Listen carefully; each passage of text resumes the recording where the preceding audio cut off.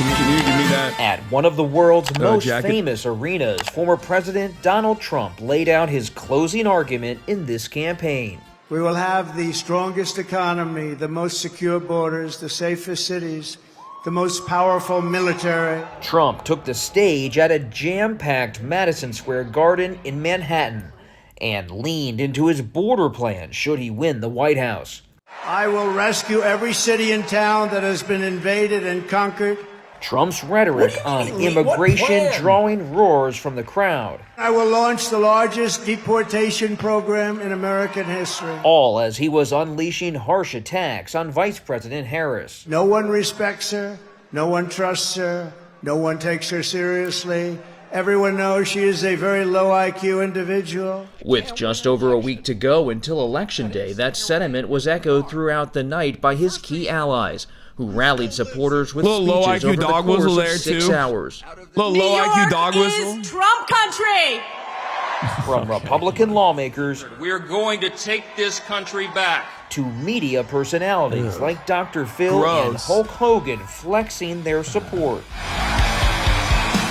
as well as billionaire Elon Musk. And an introduction, Elon Musk.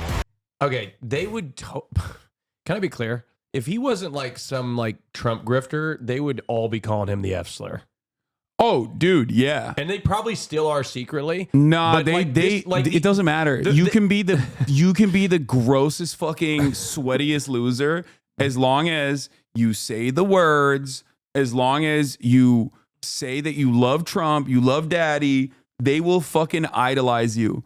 That is the thing about right-wingers in general. The thing about right-wingers in general is that like they don't give a fuck. They literally just need to hear those words, okay? They need to hear Trump is right, immigrant bad, black person low IQ, and they'll be like, "All right, great. You're with me. Yeah, You're on the dude, team." it's so bad. They can't. This can't be good for him, right? Like, are there people out there that don't find this painfully so painful? Just I think people I struggle to find words in the English language to describe like the level of ick and the level of just just so I can't describe it because no word in the language does it really justice to what I feel when I see him and what I see him do. dude, this was insane. Like No, I know. the USA, like how do you fuck up a USA chant, dude? How do you fuck this up? USA, USA, USA, USA. USA. Yeah, USA. Yeah. How does that go? USA. Cool. Look at me, I'm cool. USA, everybody. Come on, everybody. It's like, dude, what the fuck, So dude? cool. Dude, please go on the first one-way trip to Mars, please. Just never to return. Dude. Oh my god, dude. I hate him so much. Dude. I don't know, like at least Trump has like redeeming qualities in terms of like being telegenic, like being kind of funny at times. Like Elon Musk has nothing. I don't know who I hate more. I think I hate Elon Musk more. I might hate him more. Oh, 100%. He is like, Like, it's just... he is also not dissimilar to Donald Trump, like a ginormous con man too. Ay. I'm dark MAGA, but also dork Like, MAGA. you can't even laugh at him because he's such a fucking loser. You can't laugh at him. Hasan jealous because Elon has more money. True. Hey, USA. Wah! I'm Brian Kill Me. Oh I'm Brian my Kill God, Me. dude. I'm Brian Kill Me. Ah! Ah!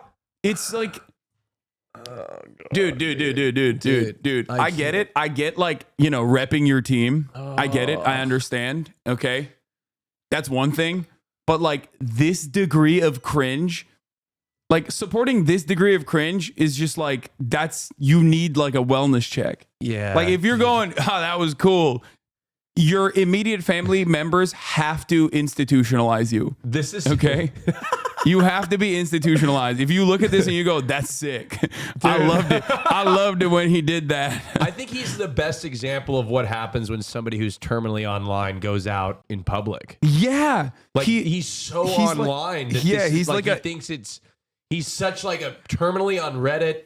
Yeah, he is the most like Discord Reddit stalker adjacent guy that sees daylight and just this is how they look, dude, and act. Because he'll go on his Twitter after these rallies and like do some like cringe Reddit meme that he'll post, and then it'll get promoted and put on everybody's algorithm because he owns the fucking platform. Anyway, here we'll there's some more stuff here that This you can offhand watch. joke that drew swift backlash. I don't know if you guys know this, but there's literally a floating island of garbage in the middle of the ocean right now. Yeah. I think it's called Puerto Rico. Ooh. Less than 2 hours. You know what's so funny to me is how like your racist joke flops in front of racists. Like an entire group of people who love racist jokes, who eat that shit alive, and it fucking flopped. How do you do that? I don't understand how you do that. And like the reaction to this was like, oh, liberals don't like humor. And I'll be honest, like I get frustrated because I like comedy. I like offensive comedy. I like dark humor, right? And one of the most frustrating things is like, it's not, people will like say like, oh, you're just sensitive. No, motherfucker, it's not a good joke. Okay, it just wasn't funny. Like, it's not creative. It's just fucking racist. It's just a shitty joke. Like that's really what upset me, is that it's just a shitty joke. Like, and they'll consistently. I'm really trying to be a commentator right now, but consistently, they will like say this thing like, "Oh, you're just insensitive." It's just that the joke sucked. There you go. How did I do? About 5 minutes. All right. Whew. No, you did great. That's it's the thing is, as someone who is also a comedy enjoyer myself, Yeah.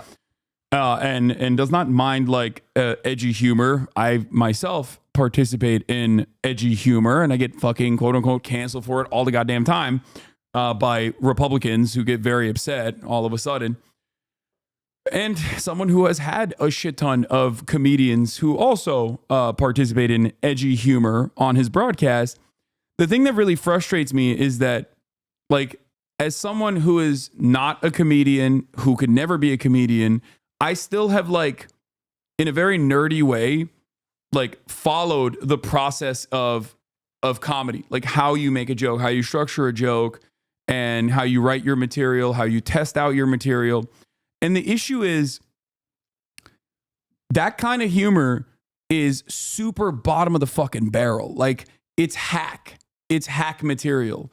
It is what you do when you're not clever enough to make, like, Yes. when you're not clever enough to construct like an intelligent joke. Yes. That's the problem. And this is what was frustrating when like Chappelle was like getting criticized, or like when Chappelle was like going through like, and he just like wouldn't stop making terrible jokes about the LGBTQ community. Yeah. I'm in the LGBTQ community. Okay, I love a good gay joke. Okay, Yeah, I'm down with it. we make gay jokes all the time. we make homophobic I like gay jokes all the fucking time. I love a good fucking gay joke. What was frustrating about me, like with Chappelle, is like somebody who I regard as like one of the greatest comedians of all time. Is Yeah. I was like, he's so much better than that. Yeah. They just don't. They weren't good. Yeah, That's what was annoying. Is I'm not like, and I hated it being framed as like, oh, you're just insensitive. No, motherfucker. No, Make you're a good too. gay Yeah, they joke. were like, no, you're too sensitive. Make You're too the sensitive. joke It's like, good. no, dude. That's it. Like, if you at any point, if you are a generational talent in the field of fucking comedy, okay, and you are repeating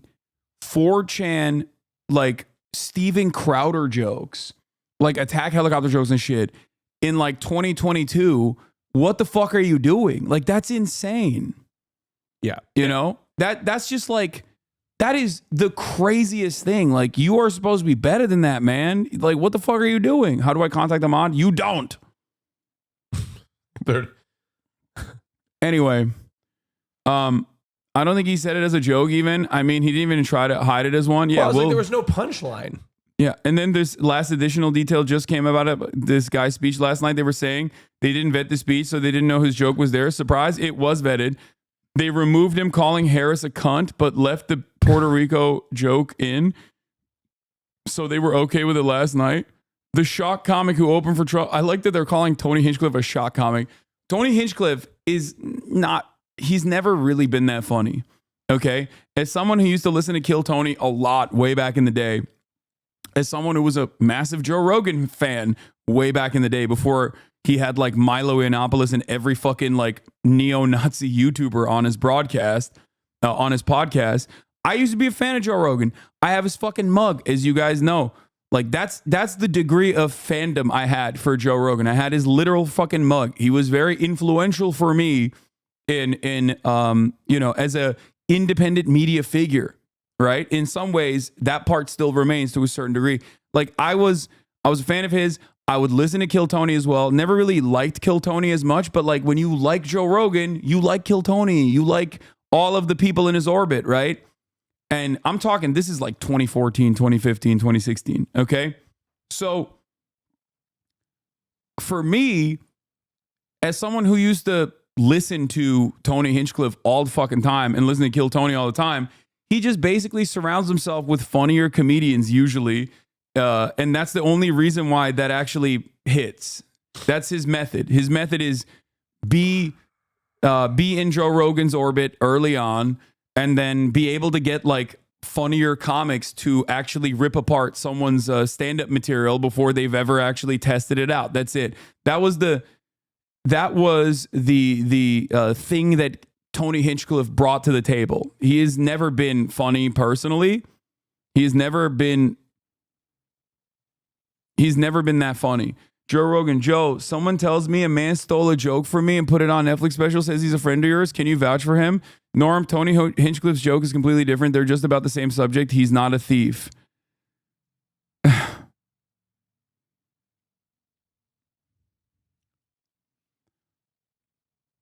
Bro, look at what he did in 2021. Called another comedian a C word and called the audience race traders for laughing at the comedian's joke. Shock comic is pretty apt. No. The shock comedy is like you can do it if like you structure the joke in a way, and I'm not a comedian either, but like no, I mean there's a way to do it. Yeah, the thing about shock comedy is that like shock comedy is usually very hack unless you do it really well, and there's not a lot of people that do it really well. You have like Anthony Jeselnik, you have Daniel Tosh maybe to a certain degree, but like beyond that, it's not very like Norm. Obviously was Norm Macdonald was good at it, but like most of the greats in terms of shock comedy are like Andrew Dice Clay, and Andrew Dice Clay overall not very good. Like he's not. I think that's what the problem is that like people remember them as like comedy greats, but if you actually look at their material, it's like like it's kind of hack. And the actual comedy greats like George Carlin have actually directly called that out, as a matter of fact. Like Dice's ass, but an OG. Exactly. That's the best way to present it. Andrew Dice Clay is an OG, but he's not exactly very good. I don't think he was actually very good ever.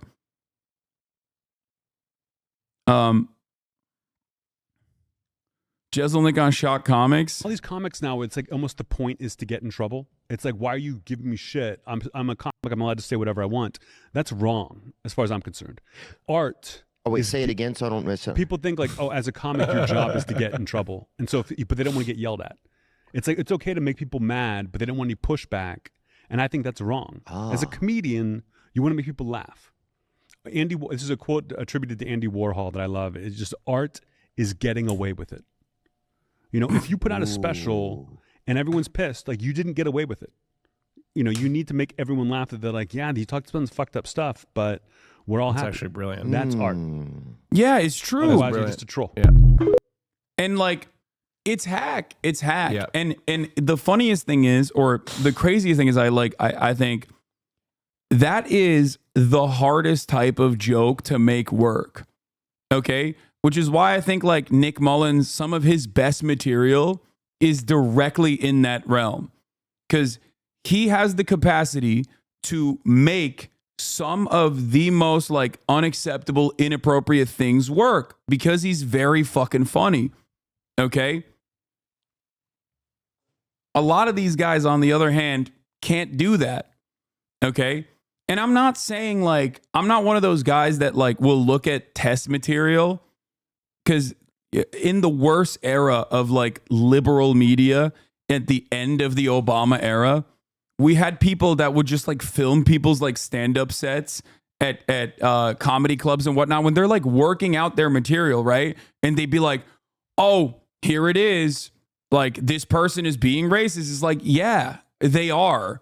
They're testing out their material. Sometimes it's gonna fucking bomb. Like that's a part of the process. Like, it's not always going to hit.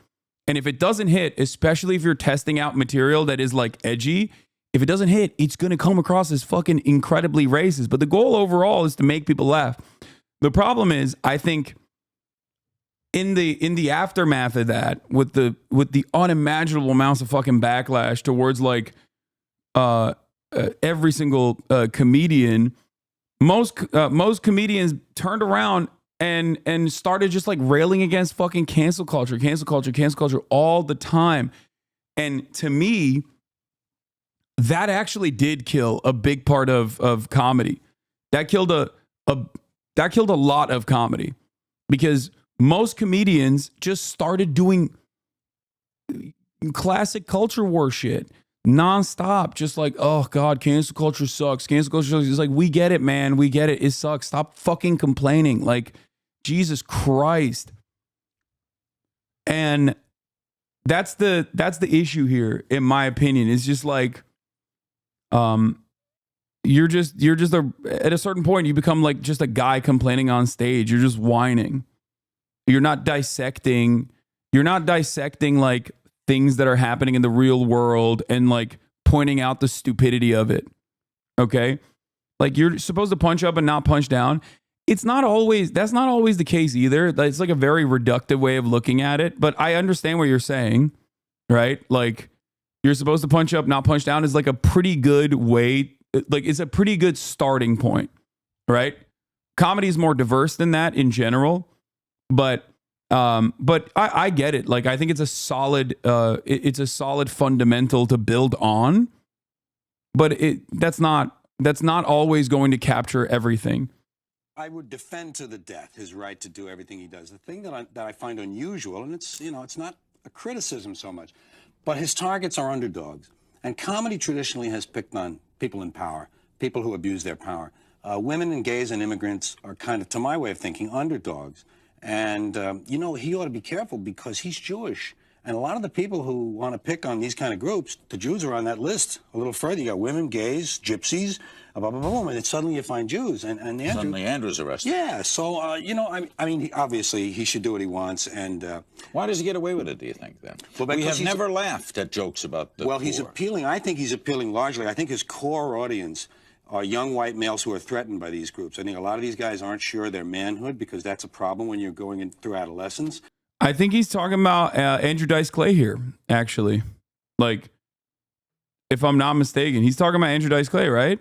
Am I really? Could I be? I hope I'm not one of them. And the women who assert themselves and are competent are a threat to these men, and so are immigrants in terms of jobs so that's why we as an audience then will laugh. You say we. I don't think you're. But I think you're collective we. I think that's what is at the core of that experience that takes place in these arenas.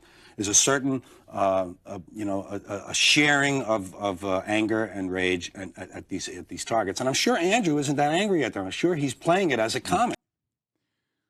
I've said this time and time again, okay? It's the Hannah Gadsby effect, all right?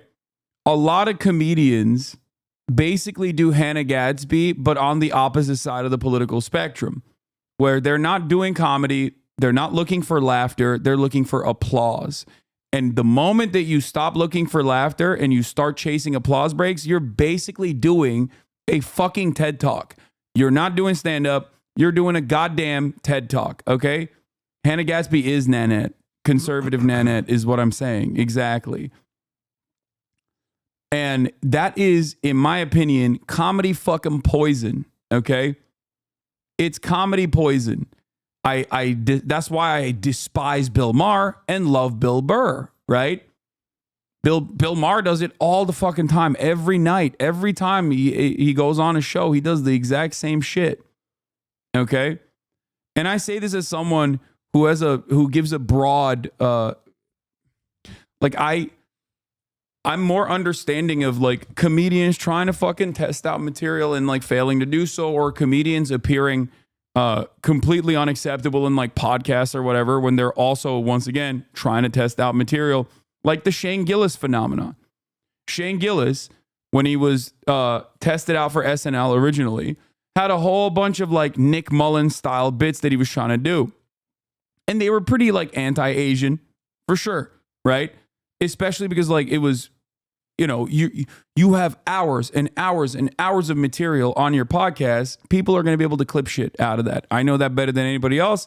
I have hours and hours and hours of material commentary on this broadcast, right? Like I'm streaming for 8 to 10 hours a day. You can clip something that is the exact opposite of what I mean on a daily basis, and many people do, right? So I get it. Won't someone please think of the whites? No, oh my God, boo, sharing of grievances, bah, won't someone think of the whites? No, you're misunderstanding the point that I'm making, okay? Shane Gillis didn't go in that like grievance route. He went back to the drawing board and he basically worked on his material, made it better. And he was already funny. He had a lot of funny jokes. He had a lot of funny bits to begin with. And he worked on them over and over again. And then ultimately he had an SNL episode, you know, he had a bunch of stand-up specials that absolutely banged. And there it is. Like, look at him now. He has the most successful podcast on Patreon. And also on top of that, like he has, you know, he has a bunch of Netflix comedy shows and specials and all this stuff. And many people like him. What? What were you going to say? We're going to get back to the rally. I just wanted to like do this classic thing about like do this. I'm going to get back to the rally in a second. I just wanted to help people. Like I wanted to establish my position here on like what I believe in terms of like comedy. That my analysis isn't just like, you know, I'm woke and I hate jokes that make me go, I don't like it. I'm trying to contextualize it. My humor's dark and like so much so that I can't even like, I probably won't even talk about some of the comedians that I've, you know, enjoyed. That's how bad it is sometimes. Yeah. So I like good comedy. Joe Rogan said Trump should hire Hinchcliffe to write bangers about his political opponents. No, not my own comedy. Okay, no, not my own shit. Okay. Let's just move on from your analysis before people start trying to figure out who you were actually fucking listening to, and then like try to. No, they're all very famous comedians. Okay, stop. It doesn't matter. Stavros, there's one. It would behoove him to hire a few great comics to just tour with him and just write one-liners about all these different fucking people. I mean, if he could remember them, I mean, I know he likes to go off his own head, but if he could remember a few Hinchcliffe bangers, if he hires Hinchcliffe to take him on the road, like, it's so bad. It's just like, this is propped up exclusively by friendship. Okay, it's a bubble. This right here, the Joe Rogan like inner circle, is just a bubble, and it's perhaps its greatest evidence that it's propped up by a bubble is the fact that even Joe Rogan's immediate fans, like his most ride or die fans, cannot fucking stand Brendan Schaub, but Joe still has him on all the time. They can't stand him. Like even they're like, dude, stop. He fucking sucks. Okay? Like, that's it. This is something that most comedians, and I'm friends with a fuck ton, okay? Most comedians don't want to disturb that bubble, okay? Because Joe is, in many respects, a kingmaker, okay? He really is.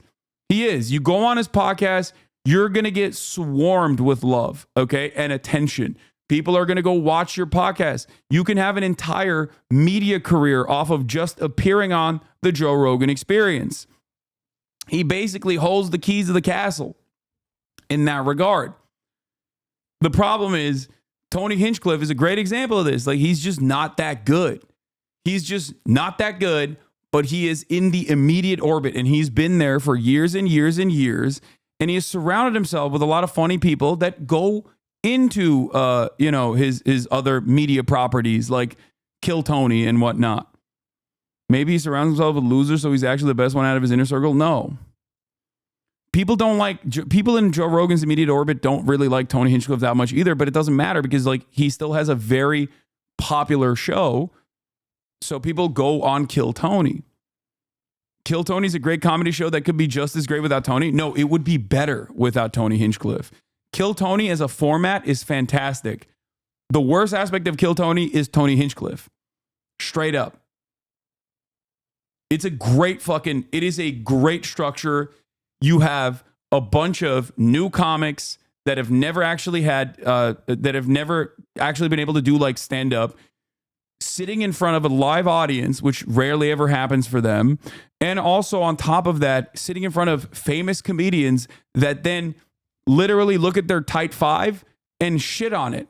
Like it's great. It's a great fucking structure. It's a great structure in general. The problem is it's owned as a media property by Tony Hinchcliffe. It's not even a tight five, it's a tight one. Yeah. So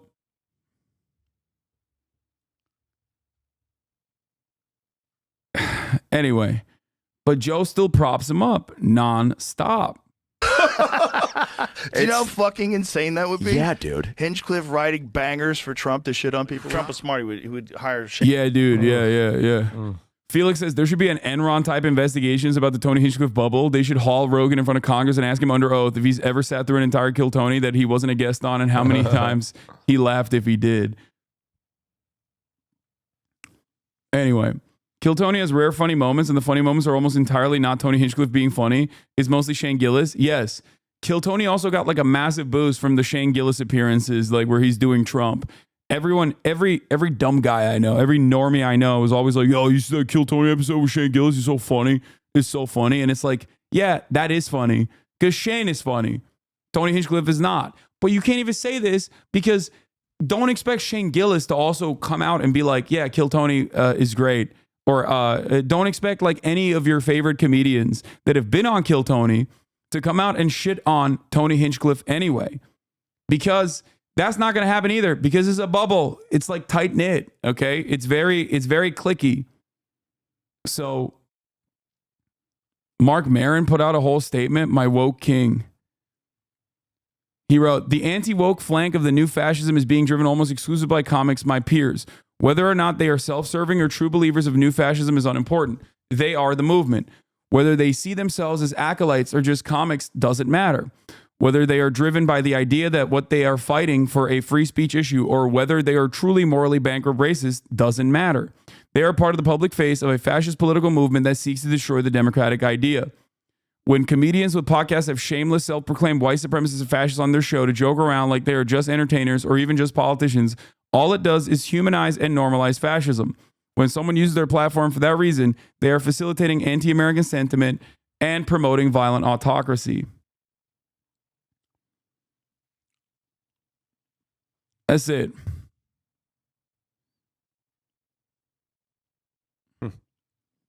It's a good take. You won't be surprised to find out there's Tony bits about Palestine that's just as bad. Palestine, we're all thinking the same thing. Settle your stuff already. Best out of 3. Rock, paper, scissors. You know the Palestinians are going to throw rock every time. But you also know the Jews have a hard time throwing that paper. You know what I'm saying?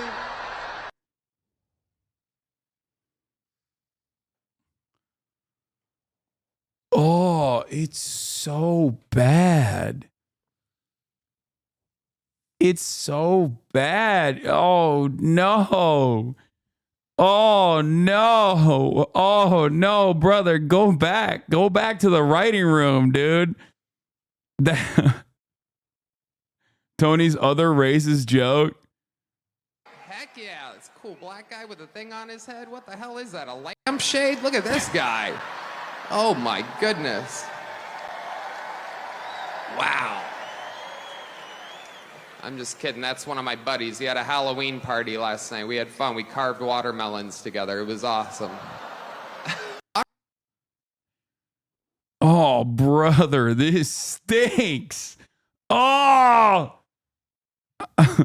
Black guy, watermelon. Oh, this is sick, man. You're really reaching. Dude. You're really opening up new avenues with this fucking joke. Didn't the Trump administration come out and distance themselves? I don't know. I'm sure they might. I think they came out, was that like a fake tweet or something? Didn't they come out with a statement saying that they were like, it doesn't represent the views of the Trump administration or something like that? They also tried to say that it wasn't vetted at first, and then it came out that it definitely was vetted. Yeah. Trump's. Yeah, this is from the Bulwark, Margay Capito. Trump's shock comic was set to call Harris a cunt. Tony Hinchcliffe said at Madison Square Garden, wasn't great for the campaign. It could have been much worse.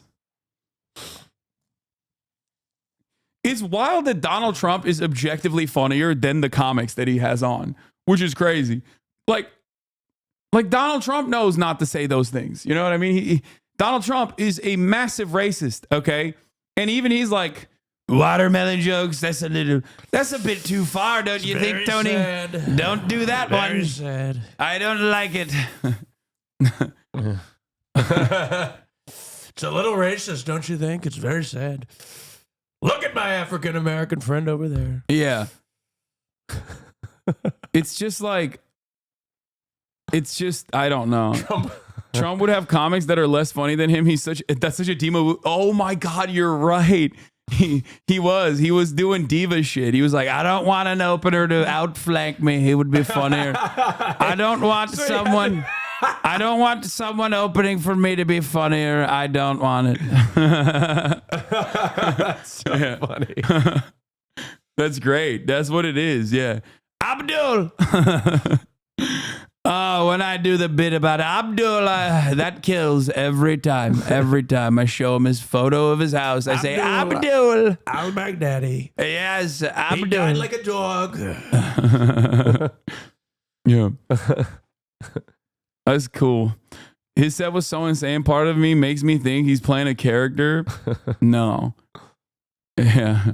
Don't get that Shane Gillis on. He's funny, but I don't like it. Oh, dude, Shane Gillis' Trump was... Yeah. He doesn't like me very much. He makes a funny jokes, but... Shane Gillis' Trump. I don't sound like that. It's maybe be my favorite Trump impression is Shane Gillis' Trump. Yeah, that's what I mean. It's just and he goes on Kill Tony, and then everyone's like, oh, I guess Tony Hinchcliffe is funny by osmosis. Like, that's not how this works, man. No, he was that's not how carried. that works. He was getting carried. Yeah. Yeah. That's great. Good stuff. Good stuff from Tony Hinchcliffe. Absolute banger. My man is tanking the campaign personally. Well,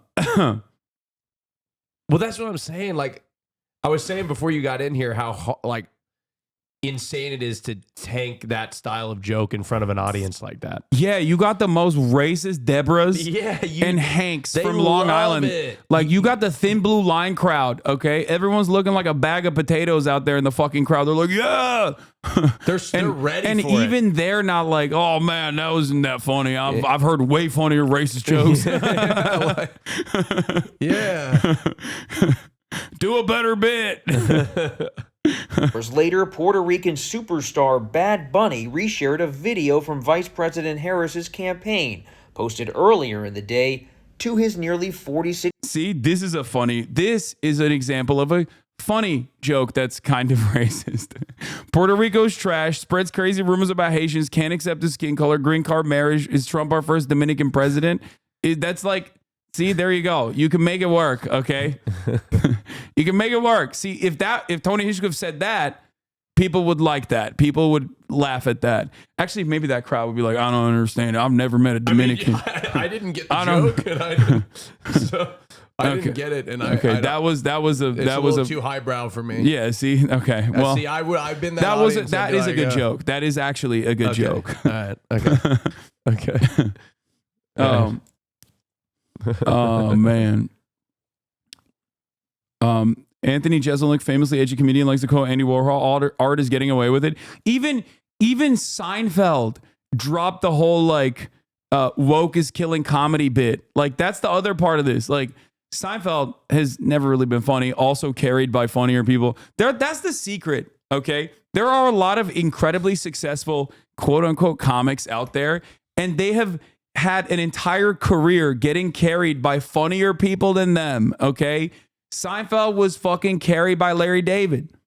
Straight up. Significantly funnier. There's always a guy, and sometimes that guy doesn't actually make it in the way that Larry David did, so you never even hear about it. Okay? I mean like this. What is welcome migrants to the United States of America with open arms. And by open arms, I mean like this.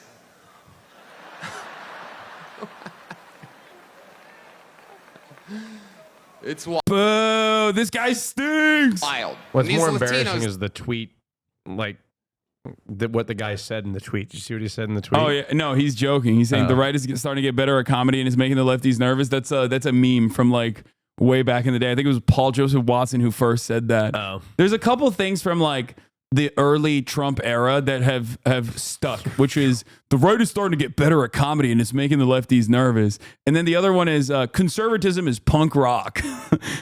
Neither is true, but you know, Republicans like to fantasize about it. They love making babies too. Just know that. What? It's wild. And these Latinos, they love making babies too. Just know that. They do. They do. There's no pulling out. They don't do that. They come inside, just like they did to our country. Dude, this is really bad, man. Like, this is really bad. Like, I don't know how. This would bomb at like a small comedy club. Like, okay, in okay. Are you really ready? Five head take. Joe Rogan secretly in a tank for Kamala Harris. Does this interview with Donald Trump specifically to get Donald Trump to have Tony Hinchcliffe as his opener. Tony Hinchcliffe bombs so fucking hard. That is the real October surprise. That is the real third assassination attempt. That is actually assassinating the Trump campaign with these bits. Because there's no way Trump looks at this and finds this funny. He's probably pissed. This is so bad. He's probably pissed, right? This is like, I cannot look at this as anything but deliberate sabotage. Okay? You cannot view this in any other fucking framework, dude. This has to be deliberate sabotage because holy moly, this sucks, dude. Latinos love to come. They never pull out. Or just like they came into our country. Oh my God, that's so bad. That's so fucking bad, dude. And he wrote it. That's what's crazy. He wrote it. I don't think that was improvised. He's reading off of something he wrote. This is so bad, brother. This is, oh my God. Republicans are the party with a good sense of humor. Oh, come on.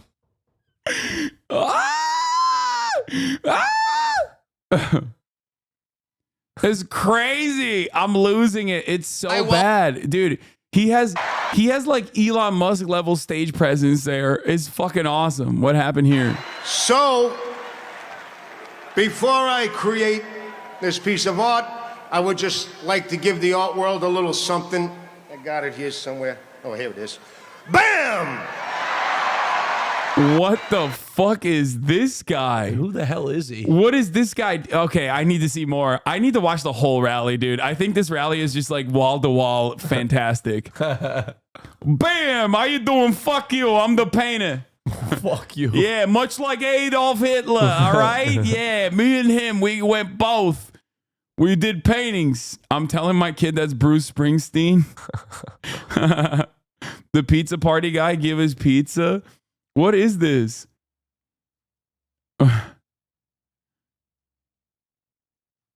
What? He's the guy who does the same painting at every Trump rally? Wait, I need to see more of this shit, dude. This is fire. Today. Okay, this stuff is boring. All right, get to the fun shit. They lied of him raising his face. Step forward 9 years ago and said, I mean, Who is that? Who is this? Yeah. Stephen Miller. He's a campaign guy, campaign manager. Stephen Miller wrote most of Trump's immigration policy. He is a straight up Nazi. He's Jewish. He is a Santa Monica native, as a matter of fact. Yeah, he is Donald Trump's like Goebbels, basically. Wait, what? This is the New York pizza party. Give us pizza or give us death.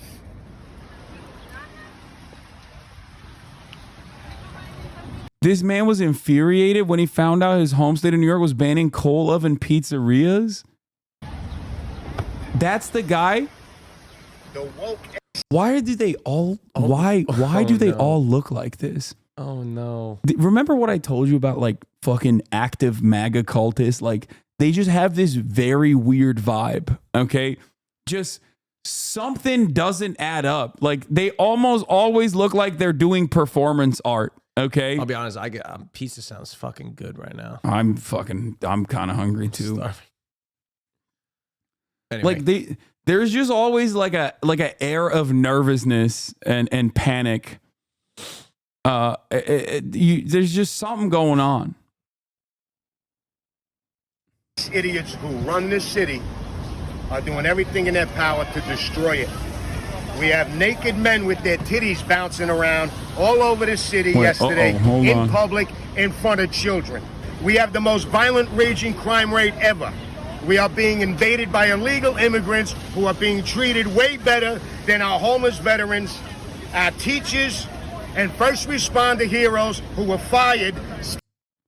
That doesn't exist anymore. They moved them all into I think this is what I think it is. It's actually probably not. This is the VA next to the fucking VA near Brentwood. Who were fired, still not compensated because they didn't take the Fauci injection. Our city's fucking Antonio Fauci, real piece of shit. That guy, he wanted to make all of us gay and autistic. I didn't take the fucking vaccine. COVID fried my fucking brain. Forget about it. Yeah.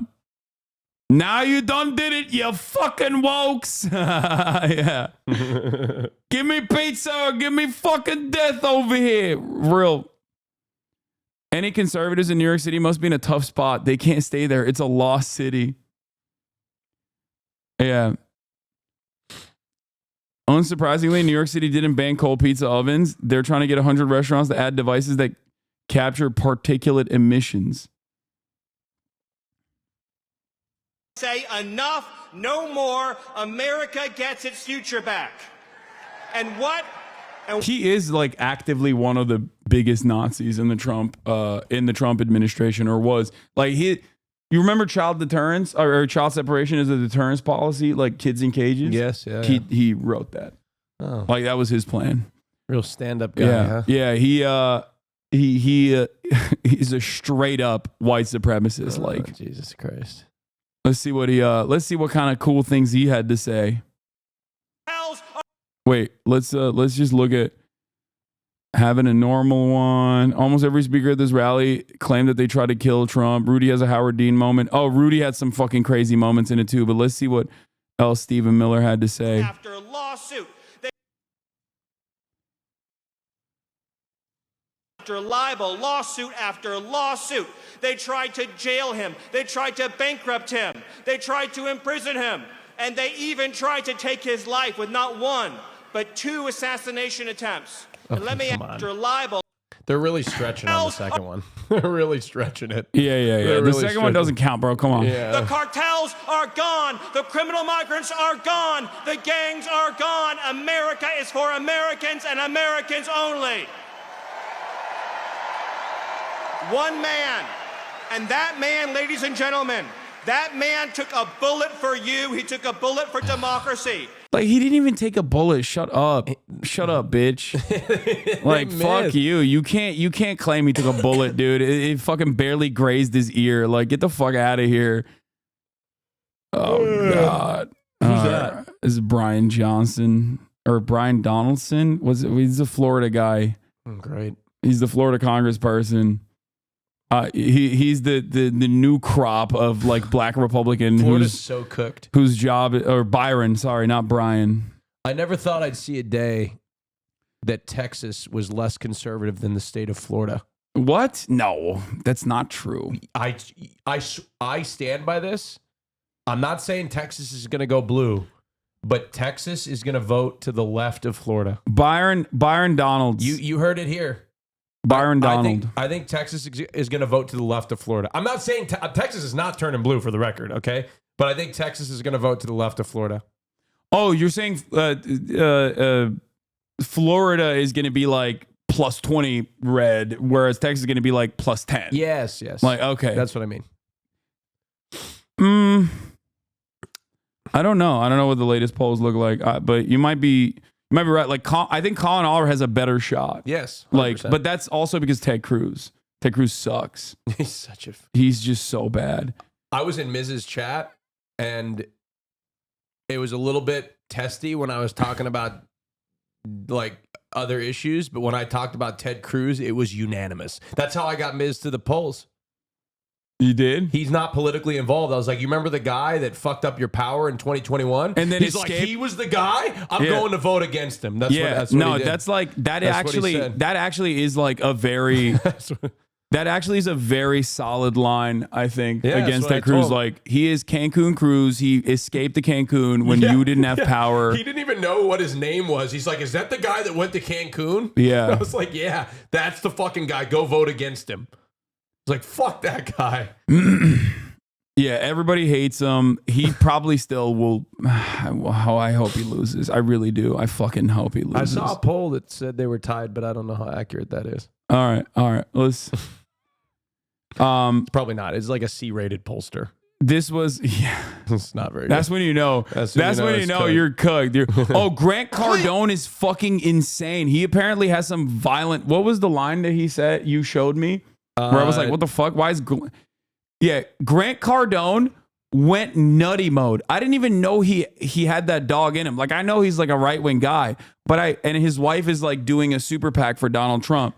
But I had no idea that he was like this insane. He says he had some of the hottest takes on the fucking podium. No, this is complete gone. Not even her simp, Mark Cuban, can sell this. Even Marky Boy says this would destroy the global economy and take the USA down with it.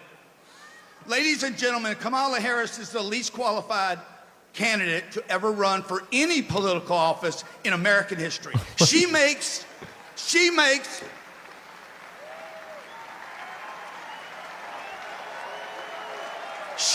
her boss look competent. She's a fake. I'm not here to invalidate her. She's a fake, a fraud. She's a pretender. Her and her pimp handlers will destroy our country. Oh my God. That's crazy. I think people... That is fucking crazy. I think people should be scared to say stuff like this. That like, is that controversial? Like, no, it's not. And I don't mean like physical violence or whatever. I'm not saying that at all. But like, you should be... If you're not going to be embarrassed by statements like this, you should at least be like afraid that people are going to look at you and be like, oh, you're like a massive racist. People have been spending so much time on Twitter and in their algorithm that they think that you can go out and say stuff like this. Like, what the fuck is going on, man? What is happening? Like, I just... They think that there's so many like-minded people around them that they feel like everybody feels this way, but they're in a fake place. Twitter isn't a real place. I know, but like... Most people would listen to that and be like, holy fuck, that's fucking crazy. There's more. This is where he says the slaughter thing. They will. They've already crippled the dollar, manufactured inflation, imported a virus, censored your voices, funded transgender surgeries, and made empty promises to the middle class for 50 years. This election This election has to be more than a victory. It needs to be a landslide. We need to slaughter this other people. We need to bring 100 million votes to Donald Trump. What the fuck? Oh, I can't wait till these cocksuckers lose. Dude, what the God. fuck? I want them to lose so bad. Dude, that is... I mean, this is a Nazi rally, dude. This is straight up. That is fucking nuts, dude. That I just use a homophobic. I mean, you did, but it's got such cocksucker has such good mouthfeel. I know, it's so good. It's such a good one, it's dude. Such a great one. I have to. I'm sorry. Also, it's not just like gay people that suck penis. Yeah, it's you true. know, That's true. That's true. So it's also misogynistic. Yeah. Well, I mean, that's true. That's true. Yeah, those are the two primary groups. You did do that. You did do that. I sometimes say it too, because it's such a fucking it's a bar. It's good. It's weird, yeah, because he probably don't even suck cock like I do. It's just so weird. Not 74, not 81, 100 million votes. This is just dumb guy shit. Can you do it? No, you can't. No, you can't. You can't do it. Okay. We need to slaughter them. Can't do it. So yeah, here is it's statistically like it's just not even possible. Here is Rudolph Giuliani, America's mayor. He had some fucking bars too. He's starting to look like an animated old guy. Like if you were to animate an old guy, I love his little tie that he's wearing. He's probably fucking shilling some coffee too. Like, come on, buy my coffee. At RudolphGiuliani.com. Come on, I'm fucking bankrupt. I had to sell my condominium. My New York penthouse, I had to sell it. Hamas is broke boy. Oh, he came in hot. Hamas is not there for us. Iran is not there for us. They want to. You know what's crazy about these guys that are like so unconditionally pro-Israel? They also are like unimaginably anti-Semitic. Remember when remember Rudolph Giuliani? He was like, he said a whole bunch of shit about Jewish people. Let me see if I can find some of his choice words, okay? Are you ordering food, by the way? Not yet, because the restaurant doesn't open yet. Okay, I'm gonna order my Chick-fil-A's. Giuliani maligns Jews and women in transcript filed in harassment case. Jesus Christ. He had like a really funny line about the Red Sea. I love that one. That was actually kind of funny. Transcript cut out there. It was not clear whether Giuliani elaborated. In another portion, he engaged in a derisive discussion of the size of Jewish men's genitals. Mr. Kelton wrote in a filing accompanying the transcripts that they were replete with provably false assertions. What? Where is it? Where the fuck? He was saying that like Jews, he says, they want to go through that friggin' Passover all the time. Man, oh man, get over the Passover. It was like 3,000 years ago. Okay, the Red Sea parted. Big deal. Not the first time that happened. That is the funniest thing to say about Moses. Like, first of all, not only does this assume that Moses did actually part the Red Sea, okay? Like physically he did that. That was a real thing that occurred. But also that it is actually something that has happened multiple times. Okay? Like, you can't write that. That's funnier than anything Tony Hinchcliffe has ever said in his entire life. Okay? Oh, big deal. It's happened multiple times. It's so commonplace. Didn't he say something about Italian dicks versus Jewish dicks? Yeah, he did. He said that Jewish men have small penises, but Italian men have big penises or something like that too. Yeah.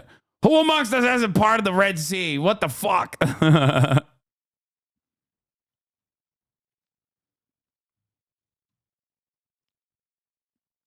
Anyway. The broader context of his Matt Damon is 5'2", he says, adding inexplicably, eyes are blue, coochie coochie coo.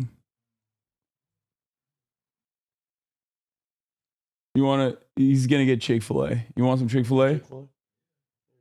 Order whatever you want. As a ginger, it happens every time I part my hair in the middle. Nice.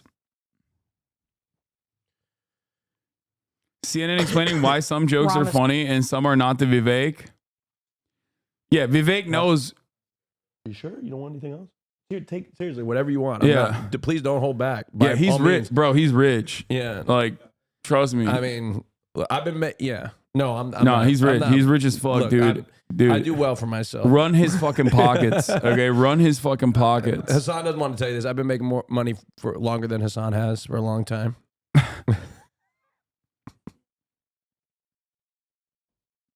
Hamas is not there for us. Iran is not there for us. They want to kill us. And the Palestinians are taught to kill us at 2 years old. They won't. That's crazy.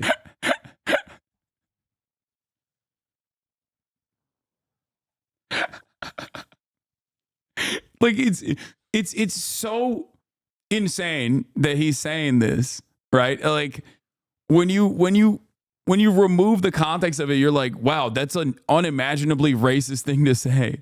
But it's You want a drink or anything, fries? It's also funny. Like the idea that a group of individuals like Palestinians are taught to kill Americans at the age of 2 is such a funny fucking line. I'm sorry. No fries. I can't take it seriously. No fries. Yeah. They're learning to kill Americans at 2 years old. What the fuck? They won't let a Palestinian in Jordan. They won't let a Palestinian in Egypt. And Harris That's also ridiculous. Half of the Jordanian population is wants to Palestinian. bring them to you. They may have good people. I'm sorry, I don't take a risk with people that are taught to kill Americans at 2. I'm on the side of Israel. Why is he so like beholden to that line that they like who told him this? Did he not think about this? Like has he not had a 2-year-old child at a certain point? Like he has children. He knows what a 2-year-old does. 2-year-olds are like pissing in their fucking pants and shit. Like what do you mean? Like why 2? Why didn't he just say like, oh, they learn to hate America by the time they become teenagers or some shit? Like, why specifically 2? Because he repeats it again. Because he's like, specifically at the age of 2, Palestinians learn to hate America. Bold of you to assume he actually took care of them. Yeah, that's true. You're on the side of Israel. Donald Trump's on the side of Israel. And they're on the side of the terrorists. Yeah, America first, by the way. Hamas is not there for us. Iran. More Islamophobia, the Trump rally. Oh, there's some choice moments. Oh, this one was crazy too. This guy's out of his fucking mind. We'll get to that in a second. Hold on. We did the slaughter one. There's more. Now they're trying to kill him.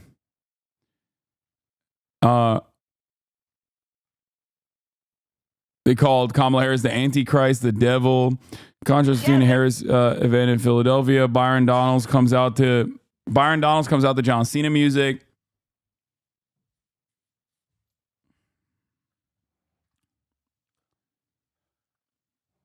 Mike Johnson lies that the Democrats are full-on Marxism. This is not your father's Democratic Party. They are now full-on to Marxism and socialism. They don't envision for us to save the founding principles and the greatest nation in the history of the world. Doesn't this guy monitor his son's Instead, porn usage? Yeah, he does. Oh. Yeah, that's the normal guy, by the way. Gotcha, yeah.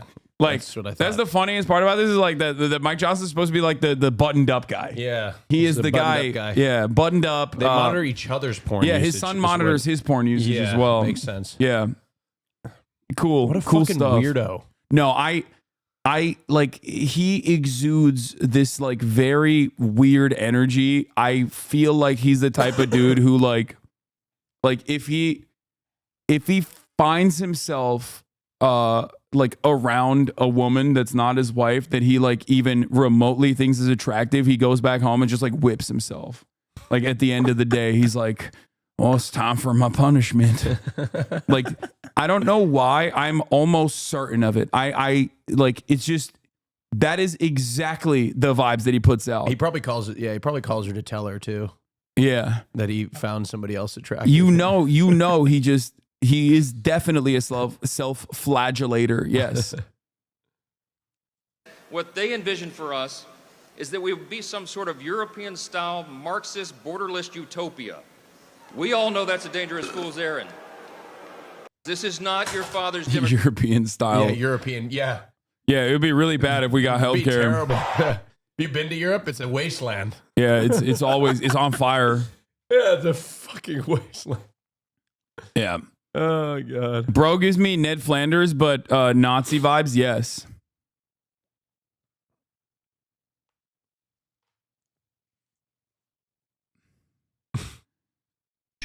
By the way, we didn't choose the name for that by random. Merit Street Media. This country was built on hard work, added slavery, indigenous genocide, and a whole bunch of racist anti-immigration sentiment after we used and abused other groups of migrants as well. Value and talent, not on equal outcome. Not on DEI. This country was built on hard work. Well, by the way, you skipped a few places there. Dr. Phil got a job from Oprah and he's against DEI. Yeah, dude, this is, don't remind me, okay? That is, yeah. Oprah unleashed this fucking demon upon us, okay? I will never forgive her for that, nor will I forget. Yeah. I used to watch Dr. Phil when I came home from school. This country was built on hard work and merit. That's why I love Donald Trump, who worked very hard, bankrupt 6 of his businesses, and got hundreds of millions of dollars from his daddy. Oh, so this was an insane one. Howard Lutnick, CEO of Cantor Fitzgerald and co-chair of Trump's transition team at MSG rally.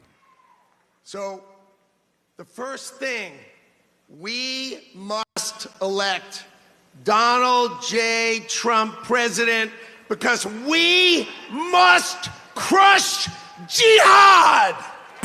What year is it? What year is it? It's nuts. It's nuts. I don't know what year it is, but for them it's 2001. Yeah, literally. Yeah, it's November of left. It is November of 2001 right now. It's not November of 2024. Jesus Christ. We must crush jihad. God damn, dude. Let's continue. All right, so we got more from the rally. There was the other, I think this was the same guy. He had some fucking insane things that he said. Like, is that the guy that called it a Nazi rally? Like, directly, he was like, I just got back. What the fuck is this, bro? Dude, every moment, every frame of painting. Every frame of painting, dude. Every moment of this fucking rally is insane. Kamagala, thank you for the 5 gifted subs. Media out there who won't show my story or won't back Donald Trump. I love you, Donald. God bless America and God bless the United States of America. Wait, God bless America and God bless the United States of America. Dude, he's fucking nuts, dude. Oh, this was, yeah. I want to see the full one, though. I don't want to see just this part. I want to see the full clip. I want to see the full clip. I don't want to see just like the 17-second version of this. Because the full clip's even more nutty.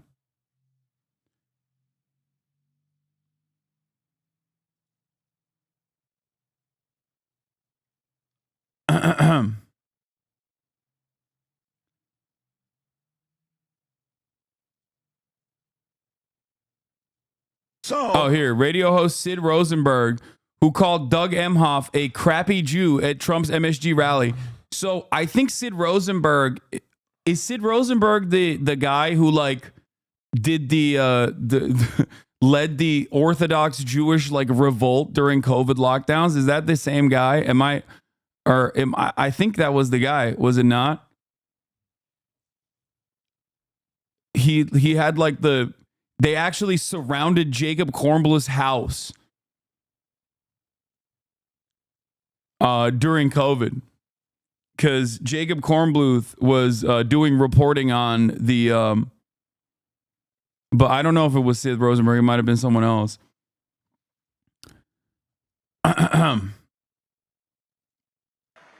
So, I just got back from Israel about 2 weeks ago.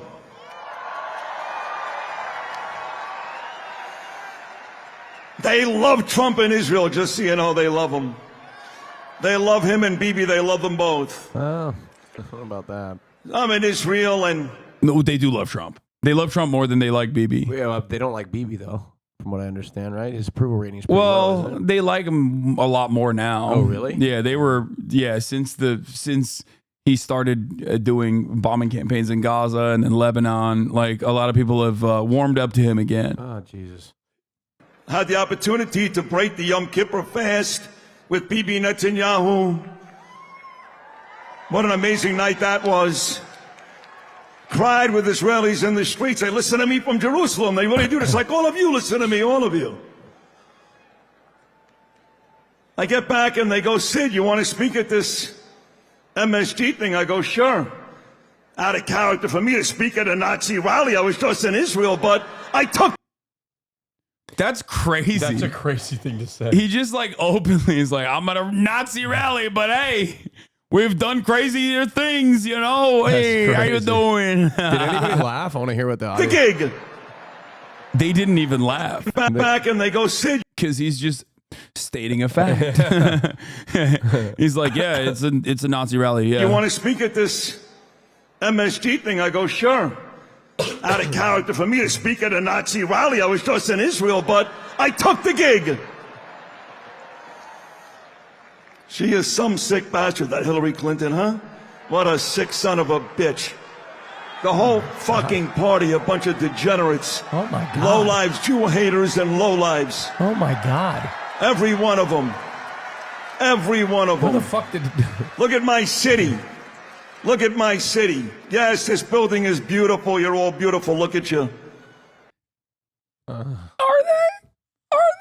they? Maybe you can't see from up there. I don't know. I think he's joking about it. Yes, I know he's joking about it. Megaphonics, thank you for describing the joke. Yes, I know he's joking about it. I don't think he legitimately thinks he's at a Nazi rally. I know. I was also joking about his joke. Okay. Yes, he is implying that liberals call it a Nazi rally. I did not think that this man is literally like, I just got back from Israel and now I'm at a Nazi rally.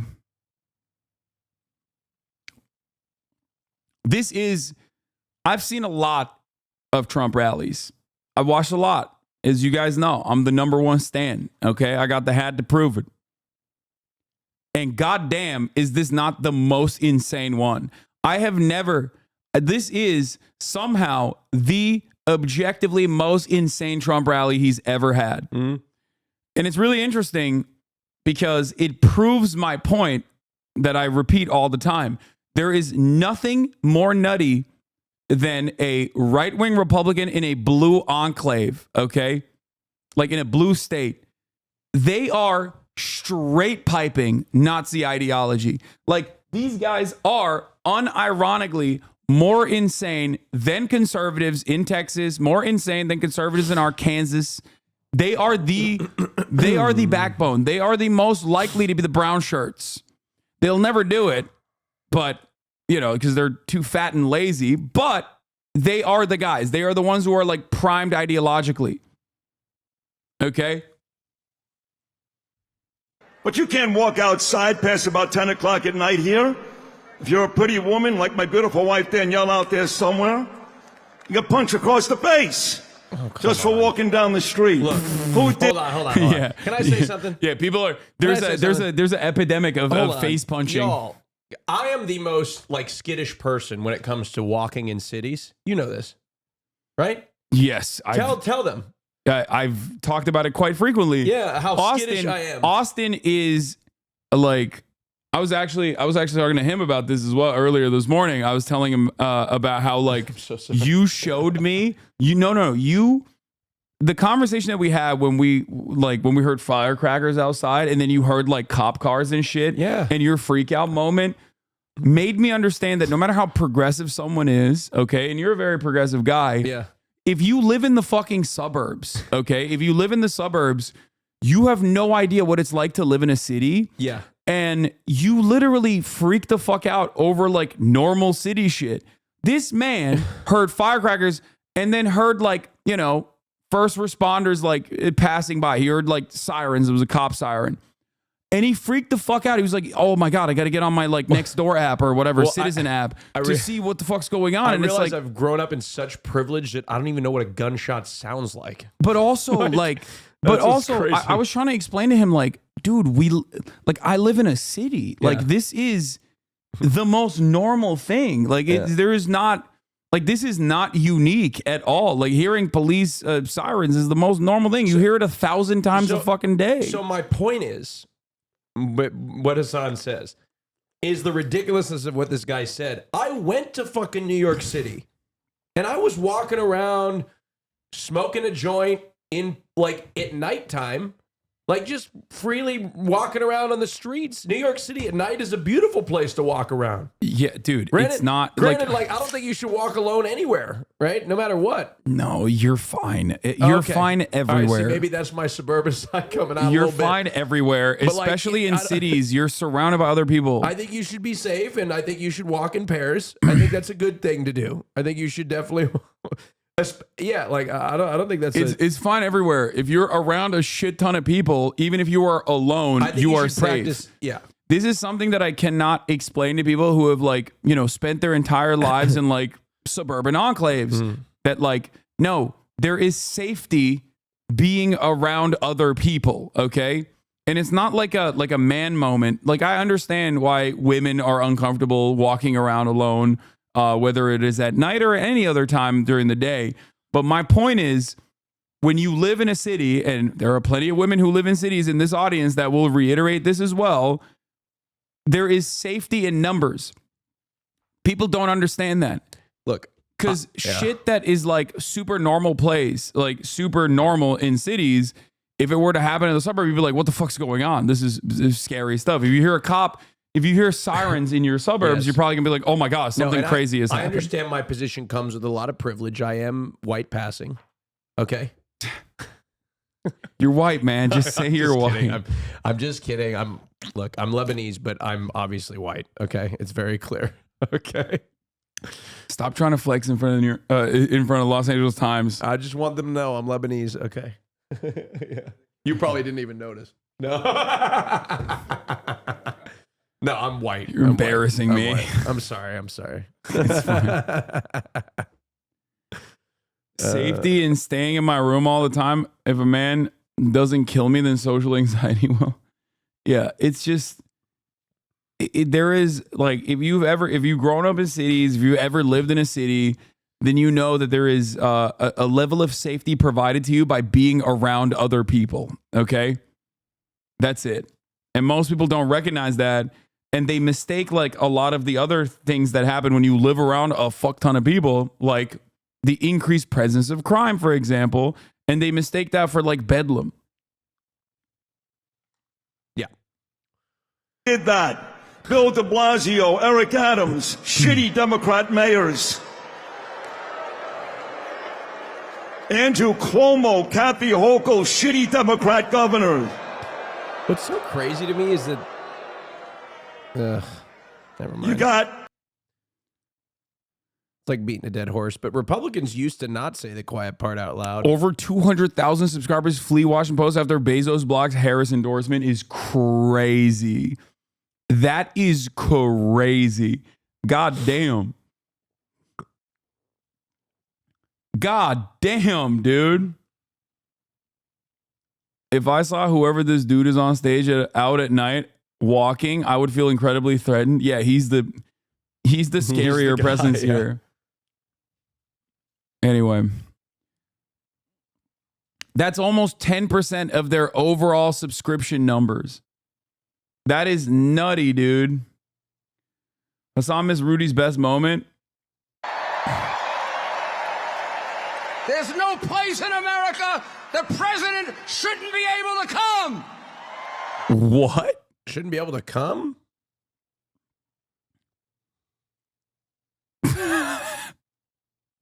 That's weird. Okay. We got a level 2 hype train. Let's go. Now I know why he ran for president. Yeah, he wanted to come everywhere in America. He's going for the Gooner vote, dude. Respect.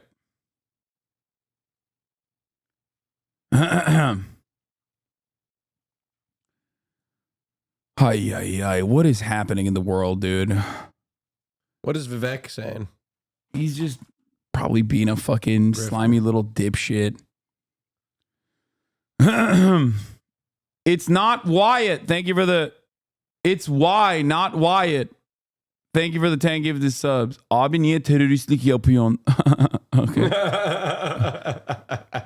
I love getting called a terrorist by Americans and also Turks alike. Oh, I didn't know what he said. I just wanted to Oh, no. He was saying, why are you doing terrorism? Oh. Yeah. Oh, shit. What's the point of being president if I can't goon in the Lincoln bedroom? I think they let you do it. Wait, could you like be a president and like Unholy truck? Thank you for the 5 gifted. Could you have an open relationship as a president of the free world? Maybe. Harris is leading by 15 points in New York, and here's Vivek saying New York is a swing state. Said the gays in there like, girl, no. Don't you want a president who's going to make America healthy against his RFK Jr.? Tucker Carlson has some moments. No. And Tucker Carlson has some choice moments as well. Oh, JFK did? Yeah, true. He did. And they punished him for it. They punished him for fucking, dude. That was the real reason. When are we going to have our first gay president? We have had it.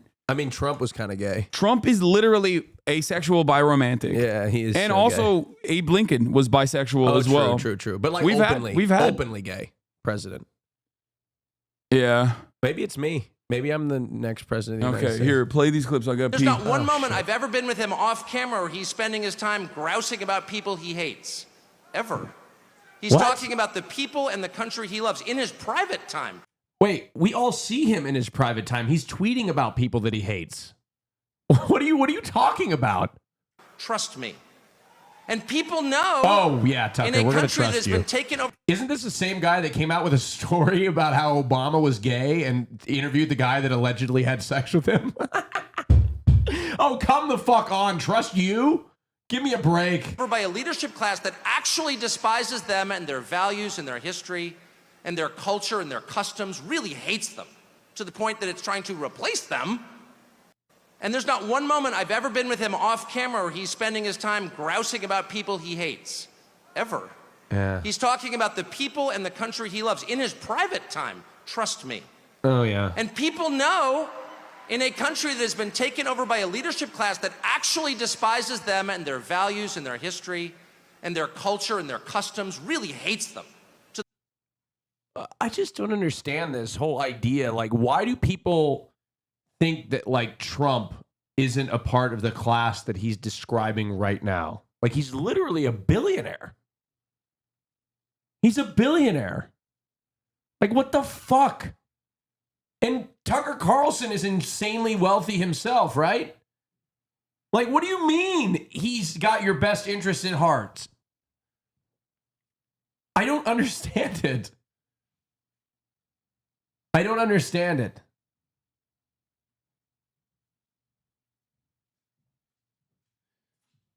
I don't get it. This is the longest that Chick-fil-A's taken. Yeah, it was like I think I ordered from like a far one. Yeah. It's like here though. Is it outside right now? I'm gonna go get it. I can open the door.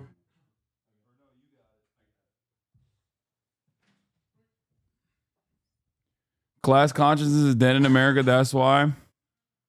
To the point that it's trying to replace them. And there's not one. There's not a moment I've ever been with him off camera where he's spending his time grousing about people he hates ever trust me? Tucker Carlson with one of the most shameless comments of all time. The liberation has to wait.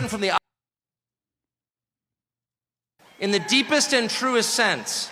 And the liberation he has brought to us is the liberation from the obligation to tell lies. Donald Trump has made it possible for the rest of us to tell the truth about the world around us.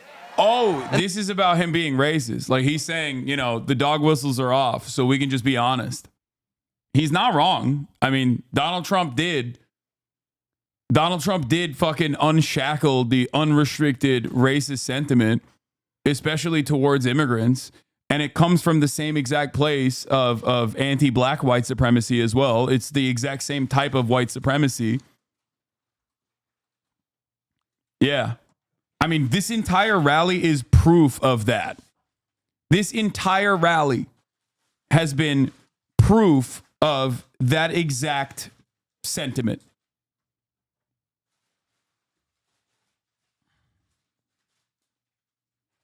That's what the fuck is up right now.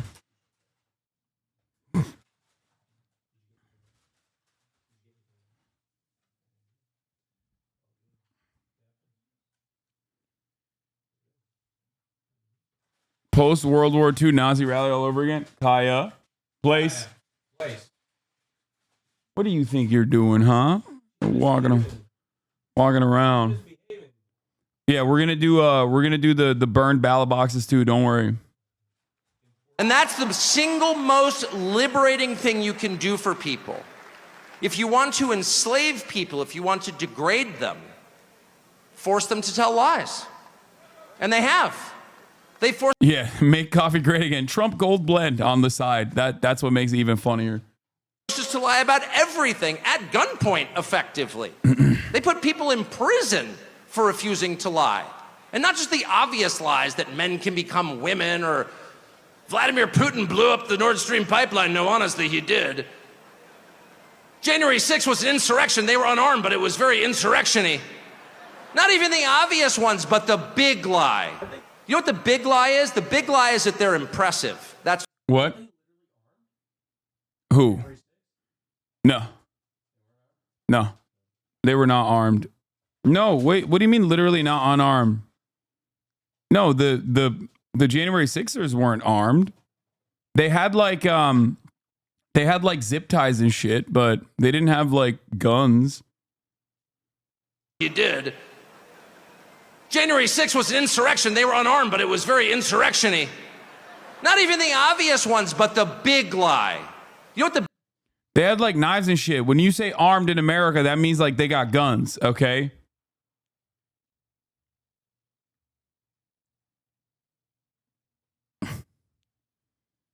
Some did have guns. Oh, I thought that, I mean, I don't recall like any big presence of weapons. I mean, it makes sense, but I don't think it was like, I don't think it was like a tell me that nobody had guns. I don't think it was, I mean, somebody's I don't think it matters that much because like they had like mace, they had tasers, stuff like that for sure. But what is it? Using deadly or dangerous weapon causing serious bodily injury. We found numerous examples of defendants convicted who carried firearms. Oh shit. Yep.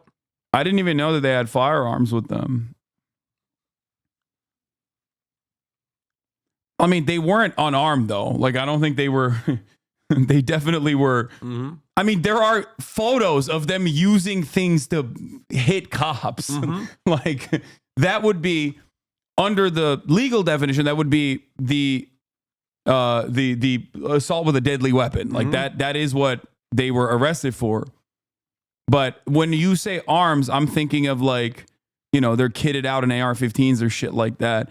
I'm sure some people were carrying, like concealed carrying illegally, but beyond that, it wasn't like they weren't like using them,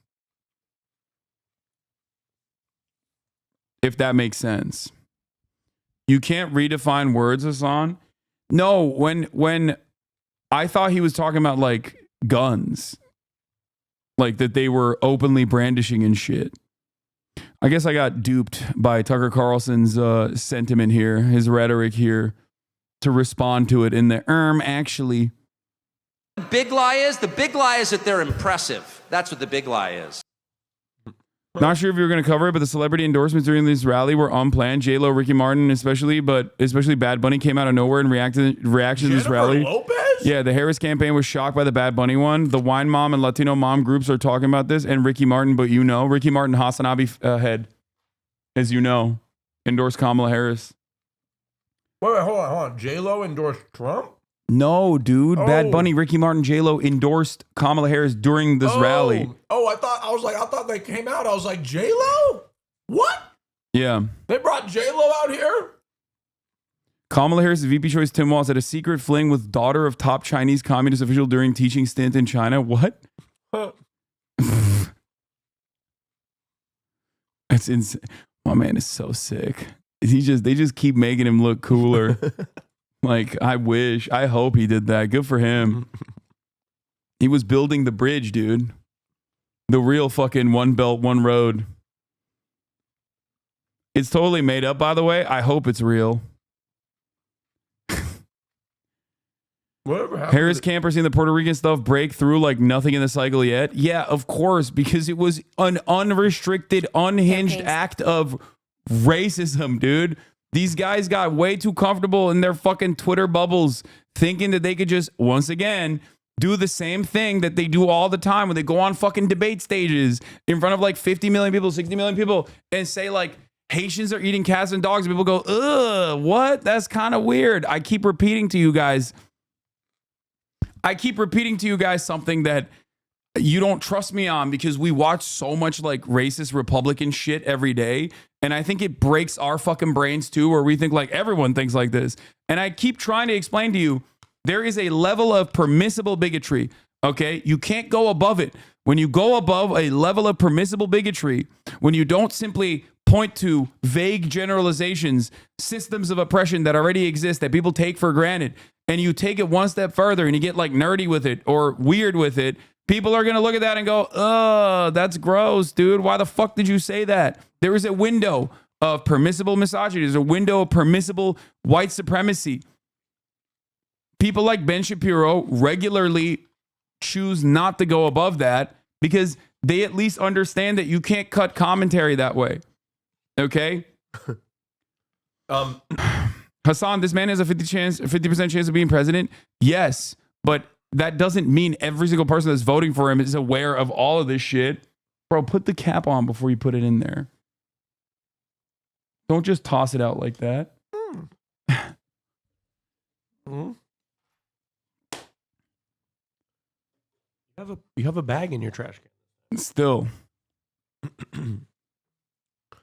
Anyway, moments after praising Trump for purposely liberating him from telling lies, Tucker Carlson blames Liz Cheney for the deaths of hundreds of thousands of people. Is Fox News covering this? Probably. If they're not, that's maybe a sign that perhaps even they can't even spin it. Which what is is bad. this? If you believe Kamala Harris' policies are better for America than Trump's policies, you are ignorant, a liar, R-worded, gay. That's funny. Rainy draws a lot. Thank you for the 10 gifted subs. Somebody's in the chat. Oh my God. Yeah. But yeah, of course, they're getting a lot of movement on this. They're getting a lot of motion on this shit because the rally was fucking so dumb. The Harris campaign sees that whole rally. I can't wait for Fox and the Fox 5 to fucking talk about this rally. Jesse Waters is gonna be like, "Oh, who amongst us hasn't said Puerto Rico's a dump? It really is." You know, it's gonna be awesome. And then Jessica Tarkov is gonna fucking defend it, or Jessica Tarkov is gonna defend Kamala Harris or Queen Jessica. God, we're such fucking losers, man. We're such goddamn losers. Oh, it's already here. Sunday was a love fest. I know some of the nicest couples who I know were there. I don't know why they're friends with me, but they were there and they were just enthralled at the enthusiasm. The rage was on TV.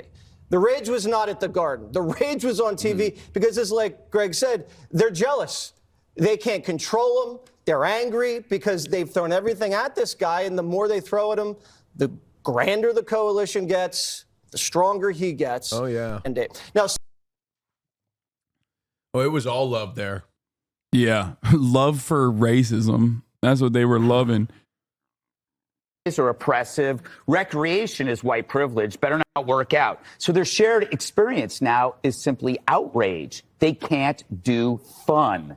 That is why when they looked at this, they just get angry because they can't do it. They can't do it. So they go off on like talking about. We had Queen Bee in Houston, Texas. We fucking sold out as. I'm sorry. You get so libbed up, dude. Sorry. You get so fucking libbed up. I'm sorry. It's embarrassing. I'm sorry. It's I can't help it. But when he says that, I sometimes go back to my. He said we, bro. You speaking French? What do you mean we? God damn. God damn. All I'm saying, look,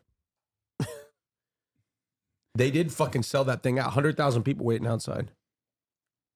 Greg Gutfeld is funny. Buttfeld is funnier than Tony Hinchcliffe. I don't know. I mean, maybe. Buttfeld. I mean, but you got it. Come on, Hasan, you got to give it to. What do you mean they can't have fun? Are you fucking kidding me?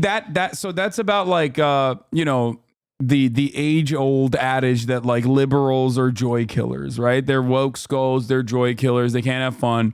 So instead of addressing like a lot of the horrible fucking metric ton of horrible shit that's running on every broadcast right now of like all the highlights, or rather the lowlights, they have to just like not show you that and then simply be like, you know how liberals are. It's just a couple of comedians. They're having fun. They're doing jokes. I know why they're doing it. But yeah, and that's what they're... It's just stupid. They're just trying to like point to vague generalizations in defense of like the things that unfolded, because a lot of the sentiment is truly indefensible, even by the likes of these fucking dipshits. Joke. To me, the irony of a joke like that is that the libs don't know about news until it first starts as a joke. They had no idea about illegal immigration. They didn't care about illegal until you make a joke about it. Men participating in women's sports, you start making fun of it, then they call you transphobic, then they find out that it's real. They talk about inmates getting sex changes, right? Oh my God. Yeah, it's funny because why like, do people think that people give a shit about this? And it's not real anyway. Well, I think that their goal, I genuinely think that their goal is to make that a wedge issue that people do care about, because there's no other reason for them to talk about this shit that much. Jesus Christ. Because it objectively is like election poison. People do not care enough about trans people to actually fucking go out and vote against like. Meanwhile, former President Trump. No, not Fox 5. I want to hear. I want to hear from the 5. That's Fox and Friends chatter. Oh, these guys. Oh, I kind of want to hear from them too. Yeah, we'll look at both. Oh God, I love Fox so right? much. You're paying for it. That's a joke. Then you find out, it's real. When I'm on a plane, which is often. Oh, really? Yeah. When I'm on a plane, I want to watch Fox News so fucking bad, but I can't do it because you're embarrassed. People are going to think you like it. I like it. So I tune on something neutral, like Mm-hmm. CNN. No, I'm kidding. I'll pop on MSNBC every once in a while. I mean, now people know about Puerto Rico having a huge trash crisis. Oh, that's why Tony Hinchcliffe brought it up. Oh. Thanks, Tony, and thanks, Buttfeld. That's insane. Stream is flashing. Is that normal? Yes. We have a Los Angeles Times reporter with us right now in the room, and he's snapping pics throughout the day. You know who knew that first? AOC's grandmother. Nobody cared. Not even her. It reminds me of, remember Sherrod, who used to come on Red Eye? Yeah. I went to one of his comedy cellar shows one time. He tells this joke. I thought it was hysterical, and hardly anybody else laughed. And he said, "It's not funny if you don't know stuff." which was I don't know why I'm walking down memory lane. I want to play Shout for out you. to Sherrod, though. These people, like, explaining jokes never works anyway. But if you're like an uptight conservative blonde woman on Fox News, or Brian Kilmeade does this too sometimes, explaining jokes become even worse.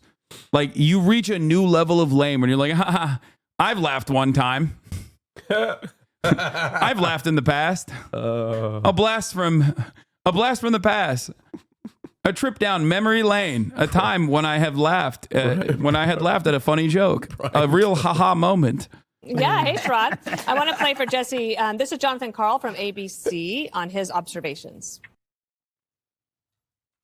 All right, let's see what my queen Jessica had to say.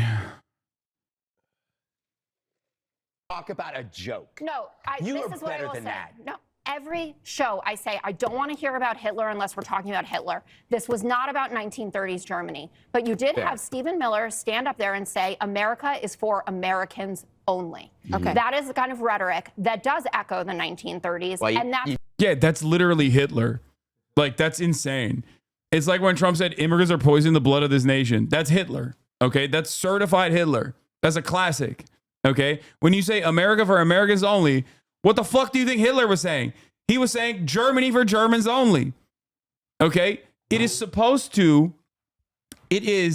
the type of coded language that is supposed to be like, well, this makes sense. Like, what? Why do you have issues with it? It's like, yeah, it matters who you think is not American, dumbass. That's the whole point. Okay, that's it. When you say America for Americans only, you are literally just invoking Hitler. He just, wait, who's America for then, Who should we be for? You the rest think- of the world or us? America first? Yeah, see? America first? Okay, first of all, I love. Did they just bring this person on to just shit on her the whole time? you've never watched Fox 5? That's my queen, Jessica Tarkov. This is what she does. She's the liberal. So that's the lib seat. Okay. So on Fox 5, they have, this is a replaceable conservative blonde woman seat. Okay. And I will never know their names. I think this one is Dana Perino, but I will never there is literally dude, I'm telling you, if you were to do like a fucking snapshot from this angle every single day, It's replaceable blonde. no, conservative that's woman. Buttfeld sits here, can't even touch the ground because he's such a little worm. Okay. Buttfeld with his ugly ass sneakers that he wears every day. Okay. Conservative blonde woman that is replaceable and is replaced regularly, but we never know because they just all look the same. A guy who you have to hide your drink around. Okay. Man or woman, doesn't matter. Equal opportunity, date rape vibes. I like how you're just casually calling him gay. Yeah, it's just. I mean, that wasn't the point. He's a threat to everybody. Okay. He's just a threat.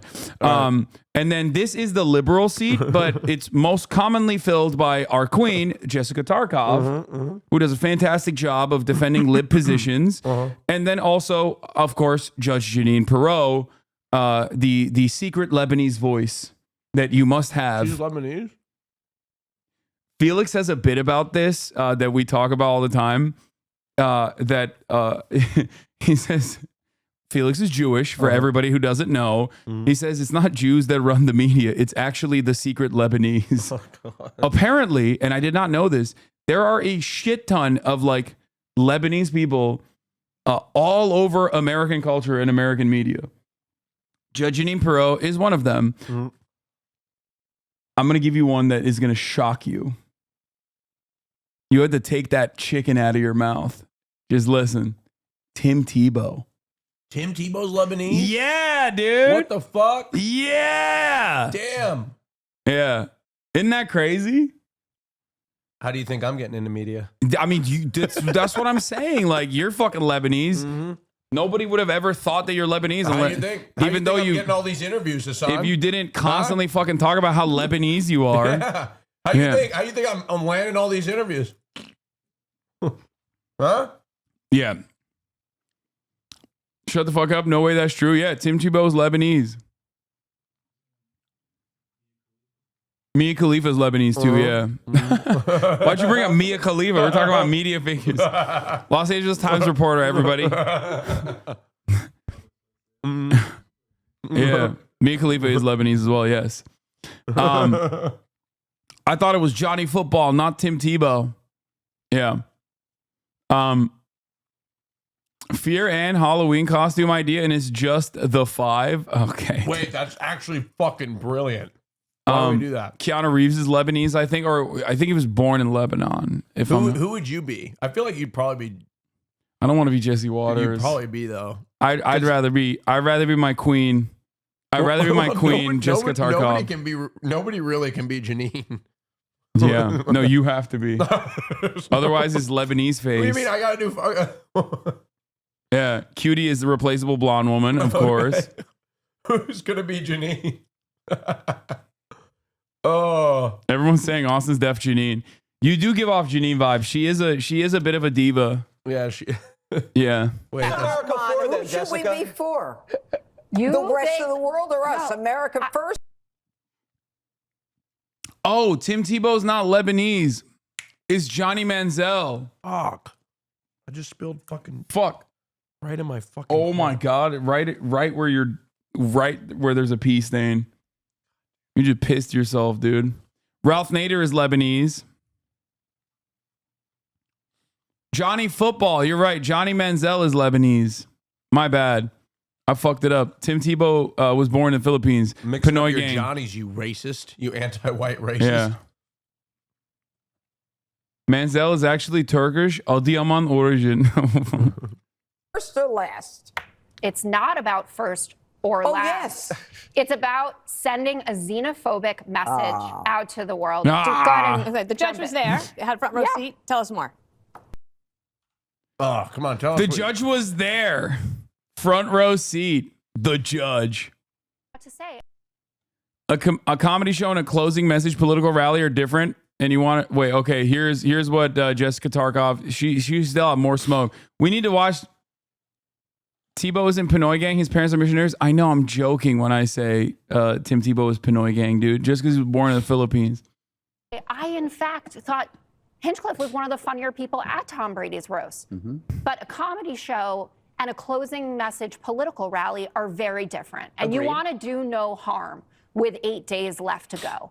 And it's very clear that harm was done. And you know that because Republicans came out right away flipping True. out about this. Rick Scott posting, Anthony D'Esposito, who is a congressman in Suffolk County, immediately said, absolutely not to this. Puerto Ricans are great. He's Puerto Rican himself. Marco Rubio came out. He was trying to defend the larger message, but he said Puerto Ricans are good people. And the Kamala Harris campaign is reporting that they haven't seen something breakthrough like this comment has yet in the campaign. They're talking about, but maybe if you saw. Oh, every other fucking week, dude. Republicans say like unhinged, unrestricted, unimaginable racist nonsense. And then people have to turn around and be like, the Puerto Ricans are people. They're human beings. Like, what a wonderful party, dude. What a wonderful fucking duopoly we have. We're Let us clarify. Yeah, we must clarify that it is not the campaign's official position that Puerto Ricans are animals, okay? Like, it's great. It's great stuff. Very cool. Wasp to Trump today.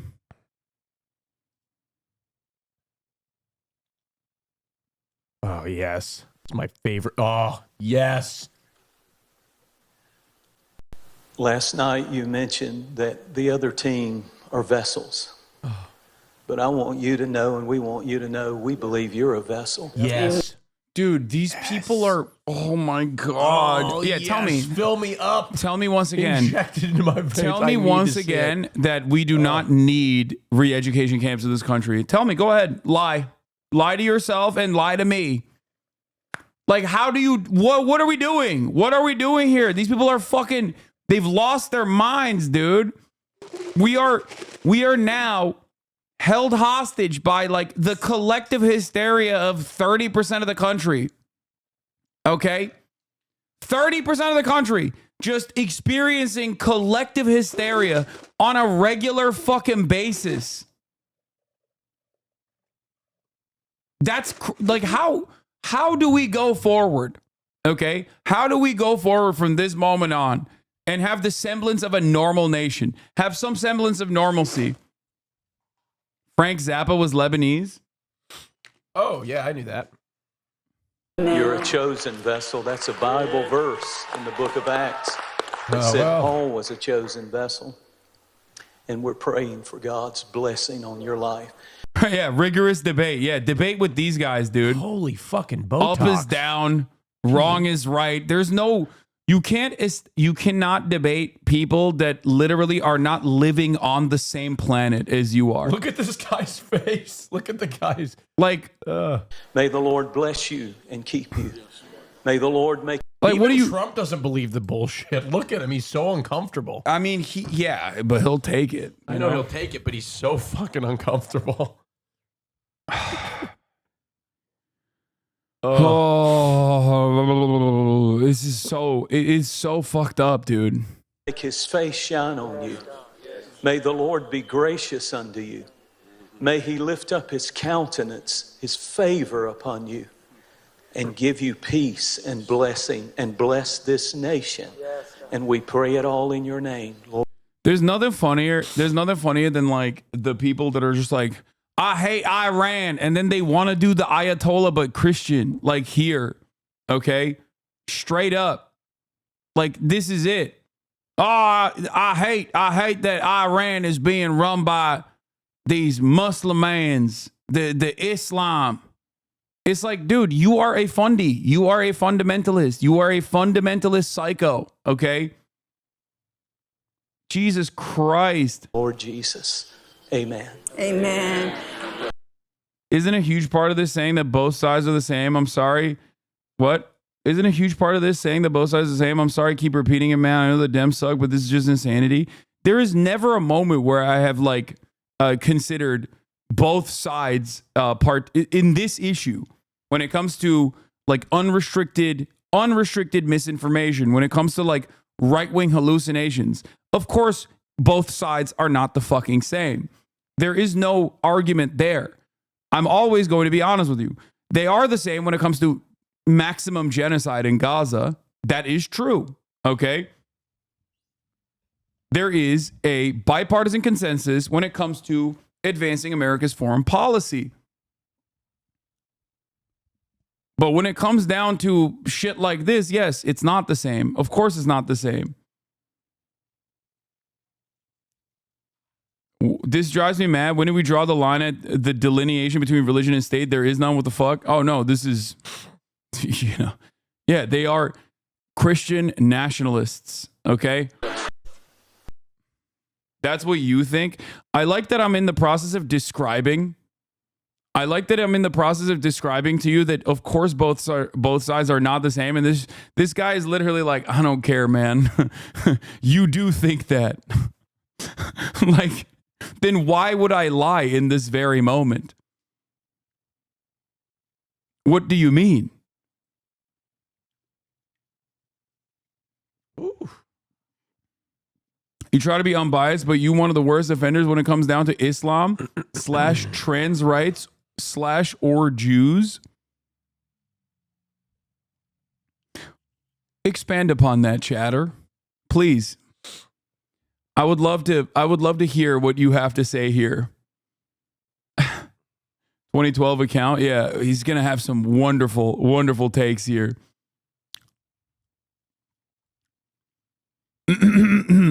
Let's continue.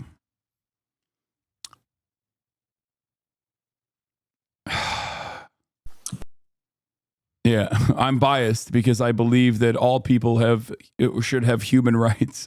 It's really fucked up. It's a really fucked up thing. Let's see what. You're a vessel. Oh my god, dude! It is so fucking unhinged. Nuts. It's so People unhinged. Are fucking nuts. Jesus Christ, wake up! Taking the stage in Madison Square Garden just hours ago in front of thousands last night, where he slammed Vice President Harris and vowed to bring back the American dream. Next Tuesday, you have to stand up and you have to tell Kamala Harris that you've done a terrible job. We're not going to take it anymore. Kamala, you're fired. We're bringing back the American. He doesn't even have that juice, dude. Kamala, you're fired. He's trying to hit the like. This is literally. He can't even move the arm anymore. Bro, this is Frankie Valli. Oh yeah, on stage with the microphone. He's like, like mouthing the words. He's lip-syncing his rallies. Yeah. Kamala, you are fired. Like, come on, dude. You fucking fell off, big dog. No juice. I will say it's going to be very interesting to watch. I mean, he's already gotten older, and he's lost a step. But like, it's going to be so weird to see him when he like starts to get to like Joe Biden level of just old. Yeah. You know what I mean? Because like I've never like he has, despite his insanely horrible health and obesity, he has aged remarkably well for a 78-year-old who only slams Diet Cokes like, and eats McDonald's. Yeah, like I'm surprised he is in good a shape as he is and has as many faculties as he does. What do you mean? He's 220 pounds, 6'4". Yeah, right. Excuse me. He is literally 5 pounds lighter than me. Eventually, it comes calling. Like eventually, all of us will start to deteriorate at any age. And I just never have seen to watch. Like I just can't even picture Trump. Yeah, it's as because an old dude. It's because he is correct.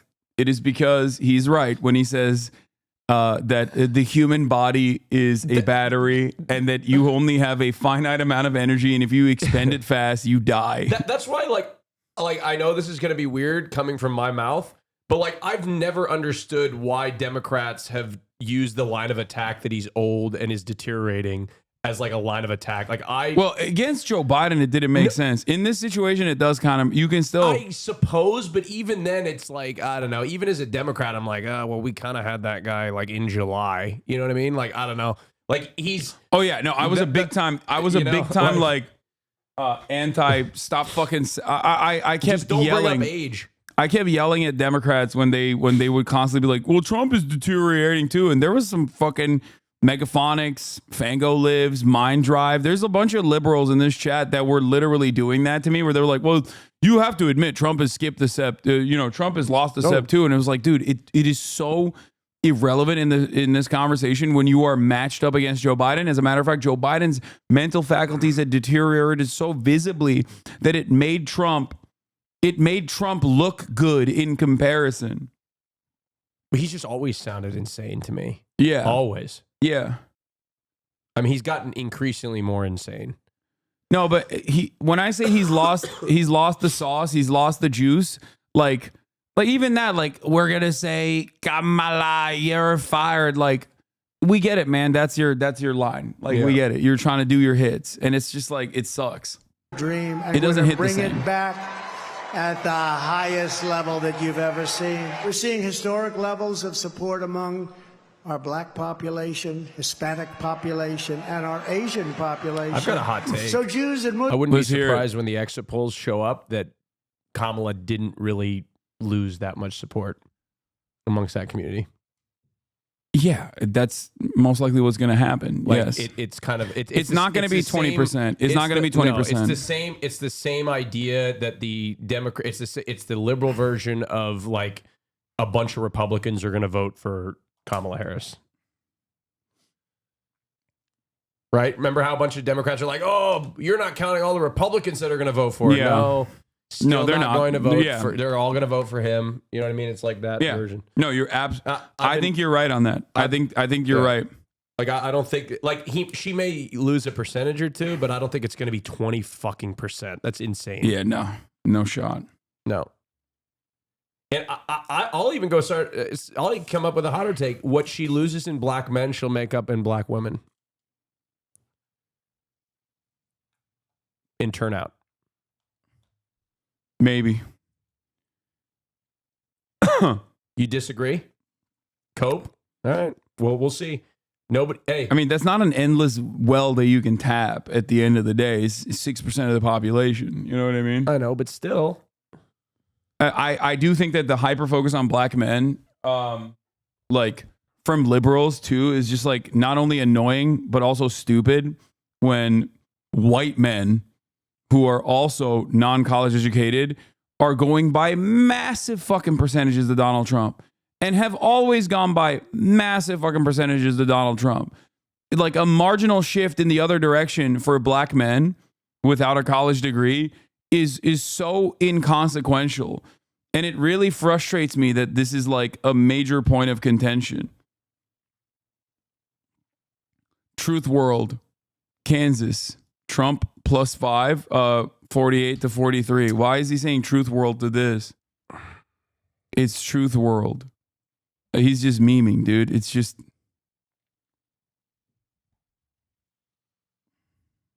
Muslims and Catholics and evangelicals and Mormons, and they're all joining our cause in large numbers, larger than anyone has ever seen in this country before, larger than they've ever seen in any country. And the Republican Party has really become the party of inclusion. Trump 2024 national They're press. laughing. They're laughing at the Republican Party being the party of inclusion. Just like, you can be racist too. It's okay. Black men, Jews, Muslims. As long as you hate yourself and others, you're fine by me. Secretary Caroline Leavitt joins us now. Caroline, you were there last night. What was it like backstage? What was it surrounded by? Oh, there were 2 polls showing Trump up 5 in Kansas. He won it by 15 in 2020. That's why his truth world, if it's real, it's huge. 20,000 people almost as he took the stage. We're a week away. It was amazing. The energy last night was palpable in the room. The spirit, it was happiness and joy. And it was such a diverse group of people in that stadium packed to the Yeah, they had no way. Yeah, they had Italians. They had Polish. Oh, no way. They had racists from every borough. Okay, we had people from Staten Island. Okay, that's right. Staten Island. We had people from New Jersey. We had people from Long Island. This is regime TV. Yeah, no, it is. This is like, it is regime TV, 100%. the House. There wasn't an empty seat. You had Black Americans, Latino Americans, Jewish Americans. I like that she's saying this and we can see the crowd. like, lady, we have eyes. You know that, right? Oh, God. There were Germans. There was a Cuban there. There were many Cubans. Men, women of all ages coming in support of President Trump and unafraid to show it by. I mean, come on. Come on, dude. What are you talking about? Yeah. And aren't those the people that like in the back of that they select? Yeah. They select that to make it look diverse. Group. And that's all they could do. That's the best they could do with that group back there. By the way, even in the streets here of very liberal New York City, which I think there's a chance of getting very red after last night. President Trump's message. Okay, you can't shit on her. No, you want to know why? Why? Blue Texas? Because you say blue Texas. No, I don't. You literally not. phone banked in Texas last election. But unlike, hold on. Let me defend myself. In 2020, there were polls that showed it was in striking distance, and the campaign itself was campaigning in Texas because they thought they had a chance in 2020. There was actually polls. I wasn't saying crazy shit like Idaho was going to flip blue. That's the equivalent of what she's saying. It's New York fucking City, the bluest place on the planet. That would be like me walking into LA and saying, "Oh shit, there was a Trump rally here, so it's gonna be red." Right? That's the equivalent. Okay.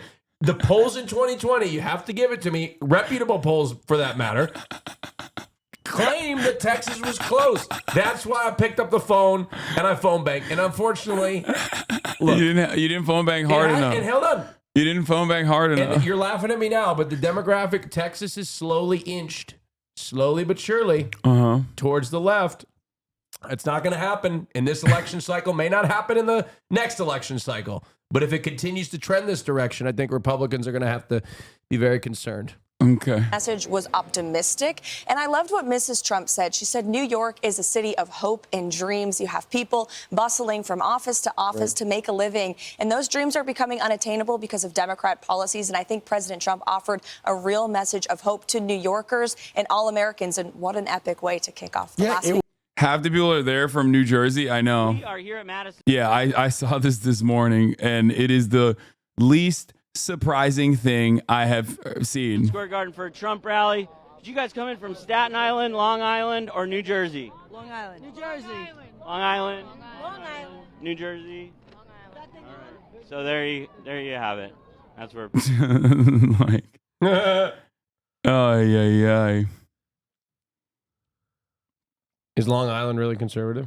He's kind of right. There are a lot of polls that hinted at it. The campaign in 2020 did not go there, but Kamala just did this week, rallying in Houston with Beyonce. Yeah, but that's for Allred. It was a big deal because it was the first in Texas. Biden lost it by 600,000 votes out of 11 million votes. It's always the same. It's libdeshder, okay? It's always the same liberals that chime in when I joke about this, okay? I'm not going to say that she's flipping Texas, okay? I know she's not going to, but Allred has a chance. I hope to. And I think strategically it's good for the Democrats because the Republicans then have to think about spending resources there too. I'm just providing facts, motherfucker. I'm not saying it's going blue. I know, but like, we know what the, like, how many points did Trump beat Biden over in Texas? Like 5. Like 46 to 51, or I think, or 47. I don't know what, 5 to 6 points. Let's look at it. Well, I think I've got it down memorized. I think it might be 46 5 to 51. 6 points. 52, Look it up. I want to see if I'm right. 46. That was off the dome. Trump, Biden, 2020, Texas. What did I say? It is 52 to 46. Okay. 52 to 46. Okay. Was I right? Well, I mean, but like, it is demonstrated that the polls are wrong. Yeah. That's my point. No, I know. But hold on. But at the time, we didn't know that. I mean, I did. I laughed at your face when you said Texas is going to turn blue. Yeah, but you always laugh at my face. All right? You laugh at my face with everything. All right? And sometimes I'm right. No, okay? I was so proud. That's false. No, you laugh at my face when I come up with takes that are laughable. Yeah. Like Texas is going to turn blue in 2020. I don't think it's going to turn blue in 2024. Okay, that's but I do stand by that. Texas is going to be more. It's going to be closer in Texas than it would be in Florida, and by close, I mean closer like by percentage. It's not going to be close, but. All right, let's finish this regime television broadcast here. It was epic. You know, the world's most famous venue. He always wanted to play it. It was essentially a 3 or 4 or 5 or maybe 12-hour event for a lot of people. But, you know, this morning, the mainstream media has picked up on the comics comments, which were offensive, have been denounced by the campaign and everybody else. What went on with that? Look, it was a comedian who made a joke in poor taste. Obviously, that joke does not reflect the views of President Trump or our campaign. Damn, and I think it is sad that the media will pick up on one joke that was made by a comedian rather than the truths that were shared by the phenomenal list of speakers that we had. We had like Grant Cardone being like, we need to slaughter we need to slaughter the Kamala Harris supporters, or the truths that were told by Tucker Carlson, who said, you know, thanks to Donald Trump, we don't have to hide our racism any longer. Oh, this is awesome. This is awesome that this is their. Or who could forget Rudy Giuliani's Palestinians are taught to kill Americans by the age of 2. What do you mean it doesn't represent them? They vetted the guy and they even knew what he was going to say before he said it. And this is like supposed to be their closing rally, isn't it? Yeah. Also, Donald Trump Jr. Does indeed think the Puerto Rico comments represent the Trump campaign. It seems these people have no sense of humor. Wild that a vice presidential candidate would take the time out of his busy schedule to analyze a joke taken out of context. What was out of context about that joke? Yeah, I don't know why. What was out of context? There was no. That was the context. Yeah. Which, by the way, they vetted that. So yeah, they vetted that one and thought that was a banger. So it doesn't seem to be. What was the joke? There's a pile of trash in the middle of the ocean. It's called Puerto Rico. That's what he said. Men and women. We had Senator J.D. Vance. We had Dana White, friends of the president. Oh, Dan this is funny. My colleague and friend. This is funny. This comedian was paid off by Kamala Harris to do this rally and does not reflect the views of the Trump or the Republican Party. Just the dirty Democrats trying to take Trump down 8 days before the election. Trump is extremely busy and does several rallies a day in different states and does not have the chance to thoroughly investigate each person being put on stage. Pretty obvious it was a hit job from the real racist Kamala and the party of the KKK Can Democrats. I be real? This almost looks like a fake account that is like a liberal, like a Democrat trolling. I want to believe it's real, so I'm going to go along with it being real. That's how insane that sounds. That's what it sounds like. Here's what Trump had to say about his Madison Square Garden rally, by the way. I tell stories. We have these big rallies. Last night we had a great rally at Madison Square Garden. What happened to the "it's just a joke" and you don't understand comedy crowd? Yeah, I don't know why they're trying to defend this as it's just a joke. You can be as racist as you want when you just say it's just a joke.